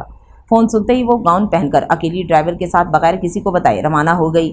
जैसे ही वो लोग सुनसान जगह से गुजरने लगे तो 4 गाड़ियों ने इन्हें घेरे में ले लिया। फायरिंग करके ड्राइवर को जख्मी करके सर पर बंदूक के वार से उसे बेहोश कर दिया और नूर को गाड़ी में से ज़बरदस्ती निकालकर अपनी गाड़ी में धकेला और अपने ठिकाने पर रवाना हो गए। वो लोग नूर को लेकर अपने ठिकाने पहुंचे। वहां इनका बॉस उनका इंतजार कर रहा था। वो नूर को देखकर बहुत खुश हुआ और अपने आदमियों को सराहा। अब हमारी रकम हमें मिल जाएगी। अभी सेठ को फ़ोन करता हूँ और लड़की के मिलने की खबर देता हूँ ताकि हमें पैसे जल्दी मिल जाएं। बहुत इंतज़ार किया है इस दिन का, बस अब और नहीं। आज तो हर हाल में पैसे लेकर रहूँगा। उसने जल्दी से सेठ को कॉल मिलाई तो उसने उसे अपने पुराने अड्डे पर बुलाया जहाँ वो लड़कियों को रखते थे। वो लोग शाम को 6 बजे वहाँ पहुँचे। वहाँ लगभग 150 के करीब और लड़कियां भी थीं, जिनमें से कुछ को किडनैप किया गया था और कुछ घर से भागी हुई थीं और कुछ नूर की तरह निकाह करके लाई गई थीं। ये सब लड़कियां गरीब और मिडिल क्लास घराने से थीं। वो सब बाकायदा सिसकियों से रो रही थीं, जबकि नूर इनका मुआयना करने में मसरूफ़ थी, जैसे उसके साथ कुछ हुआ ही नहीं। वो अपनी मर्जी से आई हो। वो आदमियों से बंद करके जा चुके थे। वो उठी और उनको तसल्ली देने लगी। जैसे जैसे वो उन लड़कियों से बात करती गई, उनके चेहरे पर मुस्कुराहट फैलती गई, जैसे इन्हें नई ज़िंदगी की नवीद मिल गई हो। नूर ने इर्द गिर्द देखकर सूरत हाल का जायज़ा लिया और एक टूटी हुई खिड़की नजर आई जिससे वो बाहर के मंजर देख रही थी। वहाँ से उसने 5-6 के करीब आदमियों को आते देखा। उसने जल्दी से अपने दाएं हाथ में मौजूद घड़ी के बटन को प्रेस किया और बाकी लड़कियों के पास आकर बैठ गई। वो सब अंदर आए तो लड़कियाँ खामोश बैठी थीं, जैसे इन्हें हमेशा यहीं रहना हो और यही उनका मुस्तकिल ठिकाना हो। वो रिलैक्स सी बैठी थीं। वाह भाई, क्या बात है, लगता है दिल लग गया है तुम सबका यहाँ। जबकि बाकी सब लड़कियां वफाकी वजीर की यहाँ मौजूदगी पर हैरान रह गई थीं। लगता है मुझे देखकर सत्ता हो गया है तुम सबको। मुझे जानते ही होगे तुम, पहचाना? रहमत कमाल कहते हैं मुझे। अवाम का हमदर्द, दुख दर्द और सुख में इनका साथ देने वाला, इनका गम गुसार मसीहा। साले बेवकूफ़ कैसे मेरी चिकनी चुपड़ी बातों में आ जाते हैं। मुझे इनसे कोई गर्ज नहीं, सिर्फ पैसा, पैसे से प्यार है मुझे। पैसा चाहिए, पैसा। मैंने जब ये धंधा शुरू किया तो हर कोई टांग अड़ाने आ जाता। बीच में कभी पुलिस आ जाती, कभी कोई तो कभी कोई। फिर मेरे जहन में एक आइडिया आया, क्यों ना सियासत में आया जाए। उसके बाद मैंने अवाम के लिए काम करना शुरू किया। 2 साल बाद इलेक्शन थे, उसमें हिस्सा लिया तो मैं जीत गया। फिर आहिस्ता आहिस्ता अपने पैर जमाए और आज 15 साल बाद इस मुकाम पर पहुंचा हूँ। अब पुलिस तो क्या, कोई माई का लाल भी मुझे छू नहीं सकता। पुलिस को मैं जेब में रखकर घूमता हूँ, जो मेरा माल बैरून मुल्क भेजने में मेरी मदद करते हैं। आज तक कोई भी मुझे पकड़ नहीं पाया और ना ही कोई पकड़ पाएगा। उसने अकड़ते हुए गरूर से कहा, सैयद आलम शाह की बहू कहाँ है? ज़रा उसका दीदार तो करवाओ, जिसको उन्होंने 2 माह से छुपा कर रखा है। मैं भी तो देखूं ऐसा क्या है उसमें जिसको उन्होंने 7 पर्दों में छुपा कर रखा था। ऐसी भी क्या खास बात है उसमें? बात भगाया इन्होंने अपने पीछे, अब जाकर हाथ लगी है। उसने अपने आदमियों से कहा। वो आदमी नूर की तरफ बढ़ने लगे तो उसने हाथ रोककर मना किया और ख़ुद खड़ी हो गई। मुझे पकड़ कर ले जाने की क्या ज़रूरत है? मैं खुद तुम लोगों के सामने हाजिर हो जाती हूँ और कहो तो अपना चेहरा भी दिखा देती हूँ। बात शौक है ना मुझसे मिलने का, मेरा चेहरा देखने का, तो लो देखो और कर लो अपना शौक पूरा। लेकिन याद रखना, ये चेहरा तुम सारी ज़िंदगी याद रखोगे, कभी भूल भी नहीं पाओगे। अरे, इसने तो पहले ही वो पर्दा उतार दिया। मैंने तो सुना था बहुत ही पर्दे वाली है इनकी बहू। लेकिन कोई बात नहीं, जब वो खुद ही सारे पर्दे गिरा रही है तो हमारा ही फ़ायदा है। जैसे ही उसने गाउन उतारकर हिजाब उतारा, जीन्स शर्ट में मौजूद उस खूबसूरत लड़की को देखकर सब सकते में ही चले गए। ये कैसे हो सकता है? अरे बेवकूफ़ो, ये किसे उठा लाए हो? तुम जानते भी हो ये कौन है? कुछ भी गैर तो अब हमें कोई नहीं बचा सकता। तुम्हें पता है इस बार तुमने किससे पंगा लिया है? शेर के मुंह में हाथ डाला है तुमने, वो तो इंसान की खाल खींच लेता है। वो चीखते हुए बोला, ये क्या कह रहे हैं सेठ? हम आलम शाह की बहू को ही लेकर आए हैं। इनकी गाड़ी जैसे ही घर से बाहर निकली तो हमने चारों तरफ से घेर लिया और अब उसे पकड़कर आपके सामने लाए हैं। उसके आदमी बोले, बेवकूफ़ आदमियों, ये हशमत खानज़ादा की पोती है, इबाद रऊफ़ की बेटी और अजान खानज़ादा की बीवी अजिया खानज़ादा। भूल गए वो शॉपिंग मॉल का किस्सा? बड़े बड़े दहशतगर्दों को ठिकाने लगाया था इस लड़की ने और तुम लोग इसे उठा लाए हो। वो बौखलाते हुए बोला, लगता है गुब्बारों से हवा निकल गई तुम सबकी। मुझे पहचान लिया आपने? रहमत अंकल, भूल भी कैसे सकते हैं? आपकी जीत में मैं भी तो शामिल थी। जब आप इलेक्शन जीते थे हमारी सपोर्ट भी तो थी। हम ये नहीं जानते थे कि गलत इंसान को सपोर्ट कर रहे हैं, लेकिन गलती एक बार होती है, बार बार नहीं। मुझे देखकर हैरान हो गए के जैसे आप अगवा करने वाले थे, उसकी जगह मैं कैसे आ गई? तो आप जैसे लोगों को बेनकाब करने के लिए हम खानज़ादा किसी भी हद तक जा सकते हैं। अब भी आप अकड़ रहे हैं, लेकिन अब बच नहीं सकते, आपकी बारी आ चुकी है। अजिया अभी बोल ही रही थी कि यकदम फौज की भारी नफरी उसके सर पर पहुंच गई और इन सबको घेर लिया। रहमत कमाल ने जैसे ही अपने गिर्द शिकंजा कसा हुआ महसूस किया तो वो बौखला गया। उसे अब अपनी जान की पड़ गई। वो सोच रहा था कि पुलिस होती तो वो बचकर निकल जाता, लेकिन फौज के शिकंजे से बचना बहुत मुश्किल है। अब इसे कोई राह दिखाई नहीं दे रही थी। उसने एकदम से ही अपने जूते से चाकू निकाला और अजिया जो पास ही खड़ी थी उसे दबोच लिया। वो आसानी से हारने वालों में से नहीं था। खबरदार, जो कोई आगे बढ़ा इसकी गर्दन काट दूंगा। अगर किसी ने एक कदम भी आगे बढ़ाया तो लगता है तुमने मुझे बहुत हल्के में ले लिया है। अब मुझे यहाँ से निकलने का रास्ता दो, वरना यहीं इस लड़की को लाश मिलेगी तुम्हें। उसने इशारे से इन सबको दरवाजे से हटने के लिए कहा। अजिया अभी भी मजबूती से खड़ी थी। उसके चेहरे पर घबराहट और खौफ बिल्कुल भी नहीं था, बल्कि वो रिलैक्स थी। उसे पता था इसने क्या करना है। रहमत कमाल के जिस हाथ में चाकू था उसने वो पकड़कर घुमाया और मरोड़ दिया, जबकि बाजू मुड़ने पर वो चिल्ला उठा। क्योंकि अजिया ने मरोड़ा, उसे ऐसे लगा कि जैसे उसका बाजू टूट गया हो, लेकिन अजिया ने सिर्फ हल्का सा झटका ही दिया था। वो फर्श पर गिरा किरा रहा था। फौज उसे कब्जे में ले ली और जब वो लोग इस अड्डे से लड़कियों को लेकर बाहर निकले तो सब लड़कियों ने शुक्र अदा किया, खासकर अजिया ने, जिसने अपनी जान पर खेलकर इस सब की जान बचाई थी। फौज इन सब लड़कियों को लेकर जा चुकी थी और अब सिर्फ कैप्टन अपनी टीम के साथ खड़े थे और इत्तेफाक से ये वही कैप्टन थे जो शॉपिंग मॉल में दहशतगर्दों को पकड़कर ले गए थे। उन्होंने आगे बढ़कर अजिया का शुक्र अदा किया। कैसी बातें कर रही हैं सर, जैसे आप लोगों का फ़र्ज़ है आवाम का ख्याल रखना, इसी तरह हमारा भी कुछ फ़र्ज़ है। शुक्रिया तो मुझे कहना चाहिए, जैसे इस मिशन के लिए चुना गया। मैं खुद को बहुत लकी महसूस कर रही हूँ। मैं आपके कुछ काम आई। आपने ही मेरा नाम सजेस्ट किया था इस मिशन में, वरना तो मैं अब भी घर या अपने ऑफिस में बैठी होती। अजिया उनकी शुक्रगुजार हुई। मैं तो अब भी आपको कहूँगा फ़ौज ज्वाइन कर लें, अब भी आपके पास चांस है। कैप्टन फ़रूख ने कहा। नहीं, मुझे नहीं जाना फ़ौज में। मैं अपनी फैमिली के साथ टाइम स्पेंड करना चाहती हूँ, जो मुझे काफ़ी अरसे बाद मिली है, इसलिए आई एम सॉरी। वो कहते हुए अजान की तरफ बढ़ गई, जो इसी इंतज़ार में था कि कब वो इसके पास आएगी। चलें, कोई बात नहीं, जैसे आपकी मर्ज़ी। अगर कभी कोई प्रॉब्लम हो तो ज़रूर मुझे याद कीजिएगा। कैप्टन इतनी टीम के साथ जा चुके थे और अब वो सब इकट्ठे सैयद मैंशन जा रहे थे। वहाँ से इन्हें घर जाना था। वो सब घर पहुँचे तो नूर की फैमिली ड्राइंग रूम में बैठी थी। वो सब जब अंदर आए तो सब उनके एक साथ मौजूदगी से हैरान हो रहे थे। वो लोग ड्राइंग रूम में बैठे थे। जैन ने सारा गुजरा वाक़या इन सबको बताया। सबने सुनकर अजिया की बहुत तारीफ़ की। बहुत बहादुर बच्ची है। अल्लाह सबकी बेटियों को आप जैसा बहादुर और मजबूत बनाए। अल्लाह आपको लंबी ज़िंदगी दे। बहुत शुक्रिया आपका बेटा, हमारी बेटी के लिए आपने इतना कुछ किया। हम सब आपके बहुत शुक्रगुजार हैं। नूर के वालिद बोले। मुझे एक बात समझ नहीं आई, आप घर के अंदर कैसे आईं? और अब्बा ये कहाँ के मिला कि आपको? हमने तो आपको देखा भी नहीं आते जाते हुए, रिदा भाभी ने पूछा। और अबाया कहाँ मिला आपको? हमने तो आपको देखा भी नहीं आते जाते हुए, रिदा भाभी ने पूछा। मैं तो कल रात से ही यही हूँ। दरअसल मैं पिछले गेट से अंदर आई थी। जैन सर मुझे यहाँ लाए हैं और रूम भी दिया था, और फिर आज नूर भाभी का फ़ोन भी कल शाम से मेरे पास है। इनका बाया मुझे सुबह कमरे में मुलाजमा दे गई, इसलिए जैसे ही इन्होंने मुझे फ़ोन किया मैं नूर भाभी का गाउन पहनकर निकल गई। सब अपने रूम में थे, इसलिए मुझे किसी ने नहीं देखा। अजिया ने बताया। मैं आपको शुरू से सब बताता हूँ। जैन ने कहा। आप सब जानते हैं, दादा जान और नाना जान ने कर्नल साहब से मिलने जाना था। जब वो वहाँ पहुँचे तो उन्होंने सारी बात सुनकर अपने कैप्टन से मिलवाया। उन्होंने जो प्लान बताया उसके लिए हमें एक लड़की चाहिए थी। नूर को हम भेज नहीं सकते थे क्योंकि वो बहुत जल्द खौफजदा हो जाती हैं, और हमें किसी मजबूत और बहादुर लड़की चाहिए थी। सब ने सोचने के बाद ये फैसला किया कि हम किसी कैप्टन लड़की से रब्ता करते हैं। हर जगह पता करने पर यही जवाब मिला कि सब अपने अपने मिशन पर रवाना हो गई हैं। कोई भी फ्री नहीं थी। तो कैप्टन ने हमें अजिया के बारे में बताया। शॉपिंग मॉल वाला वाक़या तो सबने अपनी आंखों से देखा है, इसलिए हम इनके घर गए। जब इन सब से बात की तो फ़ौरन तैयार हो गए, क्योंकि उनके घर वालों को उनकी सलाहियतों पर पूरा भरोसा था। कैप्टन फ़ारूक की ये जानती थीं, और इसलिए उनके कहने पर वो हमारे प्लान में शामिल हो गई। इन्होंने नूर का गेटअप लेकर इन लड़कियों में शामिल होना था। उनका मकसद लड़कियों को बचाने के साथ साथ रहमत कमाल का पर्दा भी फाश करना था।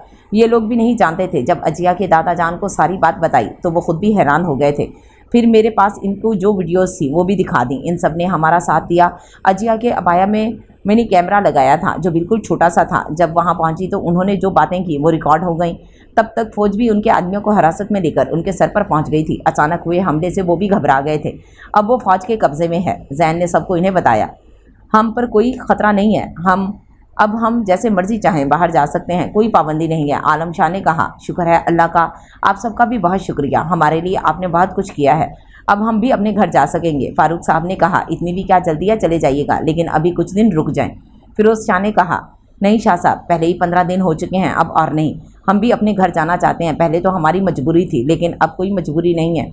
हम अब अपने घर जाएंगे। प्लीज़ आप हमें रोकिएगा नहीं। फारूक साहब ने इल्तजा की। जैसे आपकी मर्ज़ी, लेकिन आज नहीं 2 दिन बाद जाइएगा। अभी नहीं, इतनी सी बात तो हमारी मान ही सकते हैं। लेकिन शाह साहब, पहले ही बहुत दिन हो चुके हैं, अच्छा नहीं लगता। हमारी बेटी का ससुराल है, यहाँ रहना मुनासिब नहीं। प्लीज़ हमारी बात समझिए, आप हमें रोकिए मत। फारूक साहब ने कहा, आप तैयार कर चुके हैं तो ठीक है, जैसे आपको ठीक लगे आप सुबह ही जाइएगा, अब नहीं। आलम शानी ने रुकने के लिए कहा। नूर भाभी कहाँ है? मुझे मिलना है उनसे, मैं देखना चाहती हूँ इनको। अजिया और अजान उनसे मिलकर जाने वाले थे कि एकदम अजिया खड़ी हुई। चले मैं आपको ले चलता हूँ। वो अजिया को लेकर अपने रूम में आया। नूर बेड पर बैठी थी। अजिया आपसे मिलना चाहती हैं नूर। जैन अजिया को नूर के पास छोड़कर चला गया। अब वो दोनों रूम में बैठी थी। कैसी हैं आप? बहुत अच्छा लगा आपसे मिलकर। आपको देखकर ये अंदाज़ा हो रहा है कि जैन सर ने आपको क्यों छुपा कर रखा है। माशाल्लाह बहुत प्यारी हैं आप। सच में जैन सर बहुत लकी हैं, अजिया ने उसे देखते हुए कहा। वो उसके चेहरे की मासूमियत देखकर हैरान हुई। आप भी बहुत प्यारी हैं, बिल्कुल किसी गुड़िया जैसी। मुझे सब कुछ बता चुकी हैं रिदा भाभी। आपका बहुत शुक्रिया, आपने अपनी जान खतरे में डालकर हम सबको बचाया। मैं कभी नहीं भूलूंगी, मैं आपको हमेशा याद रखूंगी।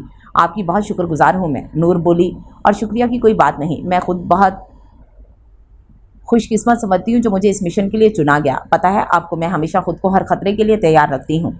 जैसे ही मुझे इस प्लान के बारे में बताया गया, मैं फौरी तैयार हो गई। मुझे नए नए एडवेंचर करने का बहुत शौक है। वैसे एक बात कहूँ, जैन सर आपसे बहुत मोहब्बत करते हैं। जब भी आपके बारे में बात करते हैं, उनके चेहरे पर बहुत ही खूबसूरत स्माइल आती है और आंखों में अनोखी सी चमक होती है।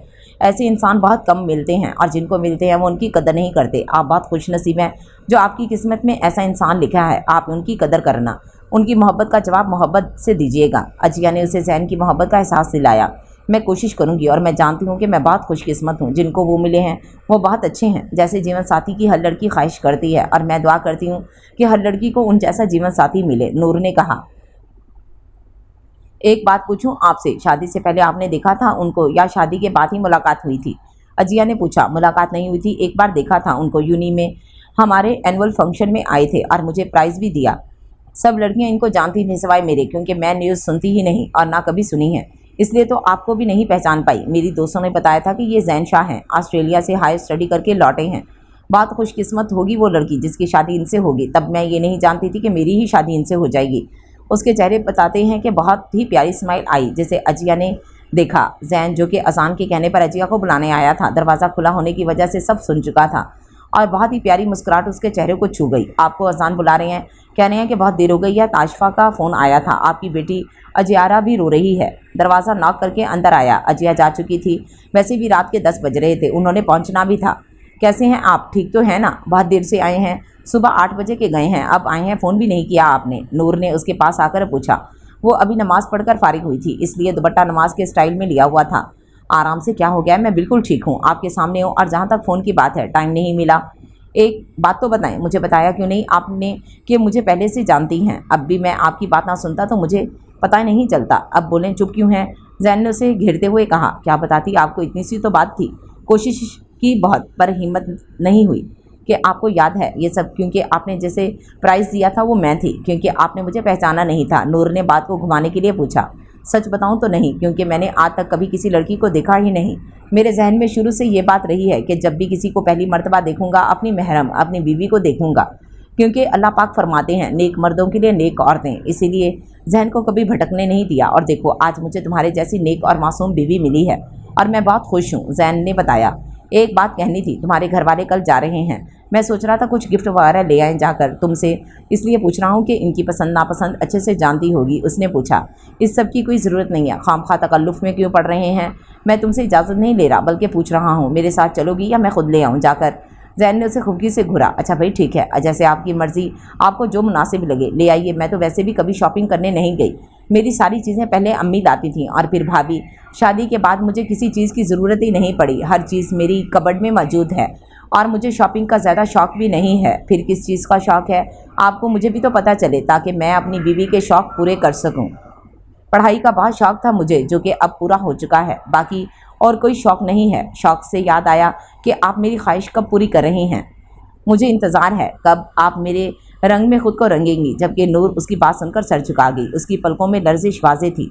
मैंने कब इनकार किया है? मैंने कहा था अपनी मर्ज़ी का जो ड्रेस लाएंगे पहन लूँगी। कबर्ड खोल कर देखें ज़रा, मैं आपके लिए ड्रेस ले आया था, चलें मेरे साथ उसने कबर्ड खोलकर पैक किया, एक खूबसूरत सा बॉक्स निकाला और उसे खोलने का इशारा किया। वो दोनों रूम में आए तो नूर ने बॉक्स बेड पर रखकर खोलना शुरू किया। उसने पैकिंग उतारकर बॉक्स खोला तो उसमें बहुत ही खूबसूरत ब्लैक और रेड कलर की साड़ी थी जो बहुत ही हैवी थी, फुल एम्ब्रॉयडरी के काम से भरी हुई थी, बाजू भी फुल थे। ये क्या है? वो साड़ी देखकर बौखलाई। आपको क्या लग रहा है? वो मुस्कुराया। पर मैंने कभी नहीं पहनी तो अब पहन ले। लेकिन मैं कैसे पहन सकती हूँ? सब क्या कहेंगे? वो घबराते हुए बोली। मैंने कौन सा सबके सामने पहनने के लिए कहा है? यहाँ अभी मेरे सामने इसी रूम में पहने और अभी चेंज करके आए। मेरे पास टाइम नहीं है, जल्दी जाएं। वो मुस्कुराहट दबाते बोला। प्लीज़ मेरी बात सुने, मैं नहीं पहन सकती, कुछ और लेकर दें। वो पहन लूँगी, प्लीज़। ये नहीं, जल्दी उठें जाएं, वरना मैं अपने हाथों से पहनाऊँगा, फिर कोई शिकायत नहीं कीजिएगा। और मैं ये आखिरी बार कह रहा हूँ, अगली बार कहूँगा नहीं बल्कि अमल करूँगा। इससे पहले कि वो उठता नूर साड़ी उठाकर जल्दी से वॉशरूम भाग गई। 10 मिनट के बाद वो ना आई तो वो उसने वॉशरूम का दरवाज़ा बजाया। कितनी देर है नूर? कब से वेट कर रहा हूँ। कुछ हेल्प चाहिए तो बता दो, मैं कर दूँगा, वो बाहर से बोला। नूर बाहर निकली तो उसने साड़ी का पल्लू पीछे से मोड़कर हाथ में पकड़ा हुआ था क्योंकि इससे साड़ी के ब्लाउज की डोरी नहीं बंधी थी। जैन ने उसका रुख अपनी तरफ किया और उसका पल्लू हटाया। नूर ने बालों का जूड़ा बांध रखा था। जैन ने कैचर निकालकर सारे बाल खोल दिए। उसके घने बालों से उसकी पुष्ट छुप गई थी। अब वो उसे लेकर बालकनी में आया जहाँ उसने छोटा सा टेबल सेट करवाया था। टेबल के वस्त में केक रखा हुआ था। सारे टेबल पर रेड गुलाब के फूल फैलाए गए थे और चारों कोनों पर खूबसूरत जदीद डिज़ाइन की कैंडल लगाई गई थी। उसने नूर का हाथ थामकर टेबल के आगे खड़ा किया और खुद पीछे खड़ा हुआ।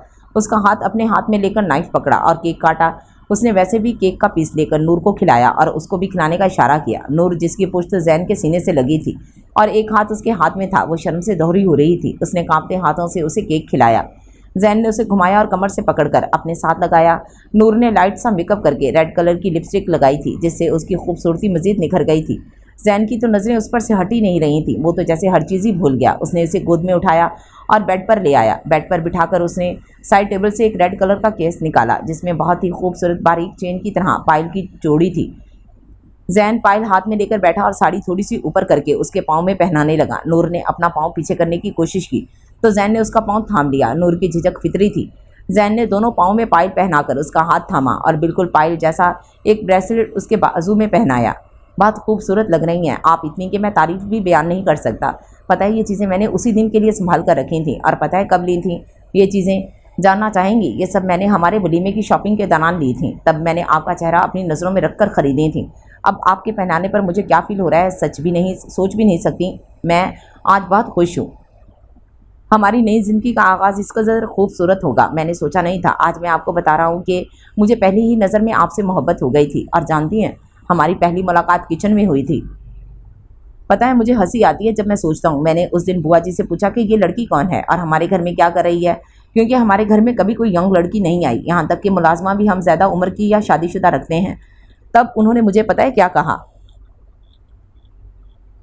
उन्होंने कहा कि मैं इनके साथ मजाक कर रहा हूँ। एक दिन की बीवी को कैसे भूल गए आप? हालांकि उस दिन मैंने आपको पहली दफ़ा देखा था और आज तक वो मंजर मेरी आंखों में कैद है और हमेशा कैद रखना चाहता हूँ। उसने कहते हुए उसके गिर्द घेरा तंग किया तो नूर ने उसकी गर्दन में बाजू डाला और उसके सीने पर सर रखकर आंखें मूंद गई। कल रात 2 बजे उनकी फ़्लाइट थी और अब इन दोनों ने जैसे ही अपनी नज़रें उठाईं, पहली ही नज़र खाना काबा पर पड़ी तो उनकी आंखों में आंसू आ गए। आज वो बहुत खुश थे एक दूसरे की संगत में। आज वो महरम बनकर अपने रब के हजूर पेश हुए। उनकी आंखों में खुशी की शिद्दत से अभी भी आंसू थे। दोनों ने खाना काबा के आगे बैठकर दोनों हाथ उठाकर दुआ मांगी। अब वो दुआ मांगकर एक साथ बैठे थे। कितना अच्छा होता कि सब हमारे साथ आते। कहा भी था उनसे, ना दादा और ना नाना जान आए और माँ बाबा भैया भाभी भी नहीं माने। माँ और बाबा दोनों भैया की वजह से नहीं आए। वो कह रहे थे कि बच्चे की पैदाइश के बाद आएंगे। इन दोनों की भी मजबूरी थी। मेरे बाद सारा काम दादा और नाना जान संभालते हैं। अब तो नाना जान ने वफाकी वजीर का हलफ ले लिया है। उन पर दोहरी जिम्मेदारी आयद आ गई है। वैसे इन्हें मनाना बहुत मुश्किल अमर था। वो कभी भी सियासत में नहीं आना चाहते थे। दादा जान ने इनसे पूछे बिना ही उनका नाम कौमी असम्बली के इजलास में दे दिया। जब नए वफाकी वजीर का इंतखाब होना था तो उनके जहन में कोई नाम नहीं आ रहा था और दादा जान ने नाना जान का नाम ले लिया। वो सब भी उनको जानते थे, इसलिए फौरी हामी भर ली, लेकिन नाना जान ने सुनते ही इनकार कर दिया। 2 दिन वो दादा जान से नाराज़ रहे और लाइब्रेरी से बाहर ही नहीं निकले। वो तो तुम लाइब्रेरी गई और इन्हें बाहर लेकर आई। इन्हें समझाया अवाम को अच्छे लोगों की ज़रूरत है। आप नहीं मानेंगे तो रहमत कमाल जैसा करप्ट इंसान फिर से आ जाएगा। वो जाएगा तो कोई और करप्ट इंसान आएगा। जब तक अच्छे लोग हुकूमत में नहीं आएंगे अवाम की और मुल्क की यही हालत रहेगी। मुल्क कर्ज़ों में बिल्कुल डूब जाएगा और अवाम की हालत इससे भी ज़्यादा बुरी होगी। आप मेरी खातिर हाँ कर दें। अपनी बेटी की बात भी नहीं मानेंगे। ये सोचकर हाँ कर दें कि ये आपकी बेटी की ख्वाहिश है। जो आपने पूरी करनी है। देखिएगा सारे रास्ते खुद ही आसान होते जाएंगे। फिरोज शाह एकदम खड़े हो गए थे। इन्हें खड़ा होते देख सब डर गए। उन्होंने अपना हाथ उठाकर नूर के सर पर रखा और मुस्कुराए। हमारी बेटी ने पहली दफ़ा हमसे कोई फरमाइश की है और हम ज़रूर पूरी करेंगे, ये आपके नाना जान का वादा है। उस दिन के बाद उन्होंने हल्फ लिया और वफाकी वज़ीर बराए कानून मुंतखब हो गए। 1 साल बाद आज मैं बहुत खुश हूँ। देखें अफान कैसे अपनी बहन के इर्द गिर्द घूम रहा है। अभी तो 4 माह की है और ये कह रहा है कि मुझसे बातें करे। जब भी यहाँ आती हूँ तभी पूछता है, आपू ये मुझसे कब बातें करेगी, मुझे भैया कब बुलाएगी। मैं भी बहुत ज़्यादा खुश हूँ आपको बोलता देखकर, वरना आप बिल्कुल भी नहीं बोलती थी। मैं वेट ही करता रह जाता कि आप बोलेंगी या कोई बात करेंगी। इस तरह आपको बोलता और मुस्कुराता देख दिल पुरसकून हो जाता है। मैंने आदिल से किया वादा पूरा कर दिया। वो भी मुझे जब भी मिलता है शुक्रिया अदा करता है कि मैंने आपको हंसना और बोलना सिखाया। वैसे 2 माह बाद हमारा बेबी भी आने वाला है। सोचा है नाम क्या रखेंगे। अगर बेटी हुई तो उसका नाम मैं रखूंगा और अगर बेटा हुआ तो उसका नाम आप रख लेना। ऐसा क्यों? बेटी से ज़्यादा प्यार करेंगे और बेटे से कम। नूर बोली, ऐसी बात नहीं है, बेटे से भी प्यार करूंगा, लेकिन हमारे ख़ानदान में बहुत ही कम किसी के पास बेटी है। मुझे पहली बेटी ही चाहिए। बेटा तो सबको बहुत प्यारा होता है। वैसे कोई नाम सोचे हैं आपने? मैं तो अपनी बेटी का नाम सोच चुका हूँ। जैन ने पूछा। मैंने भी सोचे हैं 2-3 नाम मेरे जहन में, जैद मुस्तफ़ा, ज़िया मुस्तफ़ा और ज़ियाद मुस्तफ़ा। कैसे लगे आपको ये नाम? नूर ने नाम बताते पूछा। बहुत प्यारे हैं नाम तो। मेरी बेटी का नाम नहीं पूछेंगी? पूछने लगी तो ठीक, बताएं, मैं पूछ रही हूँ। नूरुल ऐन नाम रखूँगा अपनी बेटी का, आप जैसा मिलता जुलता। मैं चाहता हूँ मेरी बेटी बिल्कुल आप जैसी हो, पाक और मासूम, और उसके बाल बिल्कुल आपकी तरह होने चाहिए, खूबसूरत लंबे रेशम जैसे। 6 माह बाद क्या कर रही हैं नूर? क्यों रुला रही हैं इसे? मेरी बेटी भी तो आराम से सो रही है। आपका बेटा क्यों रो रहा है? रात के 2 बज रहे हैं। मेरी बेटी की भी नींद खराब करेगा। नूर और जैन के जुड़वा बच्चे हुए थे। एक बेटा और एक बेटी थी जो कि 4 माह के थे। जैसे ही हॉस्पिटल में डॉक्टर ने डिलीवरी के बाद जुड़वा बच्चों की इतला दी, आलम साहब और फिरोज शाह की तो खुशी के मारे पैर ही ज़मीन पर नहीं लगे। उन्होंने सबसे पहले अपने रब के हजूर शुक्र अदा किया और फिर उन्होंने जैसे ख़जानों के मुंह खोल दिए। सदका खैरात, काले बकरे और पूरे शहर में मिठाइयाँ तकसीम की और अपने गाँव के लोगों के लिए देगें बंटवाईं। जैसे ही बच्चों को बाहर लाया गया, एक बच्चा आलम साहब की गोद में और दूसरा फिरोज शाह की गोद में आया। बच्ची को गोद में लेते ही फिरोज शाह की आंखों में आंसू आए। मेरी दुरे अदन आ गई। आलम शाह देखो, अल्लाह ने हमें अपनी रहमत से नवाजा है। कितने साल हो गए बेटी की ख्वाहिश में गुजर गए, अल्लाह ने हमारी ख्वाहिश पूरी कर दी। मुझे भी दो, मैं भी अपनी बेटी को गोद में लेना चाहता हूँ। डॉक्टर ने हमें सिर्फ जुड़वा बच्चों का बताया था, ये नहीं बताया कि एक बेटा है और एक बेटी। आलम शाह ने बेटा फिरोज शाह को पकड़ाकर बेटी गोद में ली और उसकी छोटी सी पेशानी को चूमा। आज दोनों बच्चों की सालगिरह थी। नूर के सारे घर वाले भी आए थे। अफान अब 4 साल का हो गया था, जबकि अफीरा अभी 1.5 साल की भी नहीं हुई थी। वो थोड़ा थोड़ा चलती थी, लेकिन अभी संभल नहीं पाती और गिर जाती, इसलिए अफान हर वक्त साई की तरह उसके साथ रहता था। सबने उनकी सालगिरह बहुत अच्छे से मनाई और आखिर में सबने फैमिली फ़ोटो बनवाई जो उन्होंने घर में फ्रेम करवाने के लिए कहा। बच्चों की सालगिरह में अजिया और अजान भी आए थे। उनके 2 बच्चे अजियारा और ज़रार थे। नूर और जैन ने स्पेशली इन्हें इनवाइट किया था। बहुत बहुत शुक्रिया आने का। हमारे बच्चों की खुशी में आप दोनों शरीक हुए। आप दोनों का भी बहुत शुक्रिया हम दोनों को इनवाइट करने का। मुझे बहुत ही खुशी हुई आपसे दोबारा मिलकर। अब चलती हूँ, अजान मेरा वेट कर रहे हैं और ज़रार अभी 6 माह का है, वो 2 मिनट भी नहीं रुकता मेरे बगैर। अल्लाह हाफिज़। सब जा चुके थे। अब वो दोनों बच्चों के साथ रूम में थे। नूर बच्चों को बेड पर लिटाकर उठने लगी कि यकदम चकरा गई। जैन जो के पास ही खड़ा था उसे थाम लिया। वो उसे लेकर नीचे आया। जल्दी से मुलाजमा को बच्चों के पास भेजकर उसे डॉक्टर के पास ले गया। बहुत बहुत मुबारक हो, आप फिर से बाबा बनने वाले हैं। आपकी वाइफ फिर उम्मीद से हैं। परेशानी की कोई बात नहीं है, बस खाने पीने का ख्याल रखिएगा। वो बिल्कुल ठीक हैं, सेहत भी बिल्कुल ठीक है। पिछली बार की तरह इस बार भी नॉर्मल डिलीवरी होगी। वो दोनों घर आई तो दोनों को ड्राइंग रूम में देखकर नूर तो शर्म से रूम में चली गई, जबकि जैन ने इन्हें फिर से खुशियों की नवीद सुनाई। बहुत बहुत मुबारक हो तुम्हें जैन, हमारे घर में दोबारा से खुशियों को बाहर लाने के लिए। हम दोबारा इस घर को आबाद देखकर बहुत खुश हैं। अल्लाह हमेशा हमारे घर की खुशियों को कायम रखे, आमीन।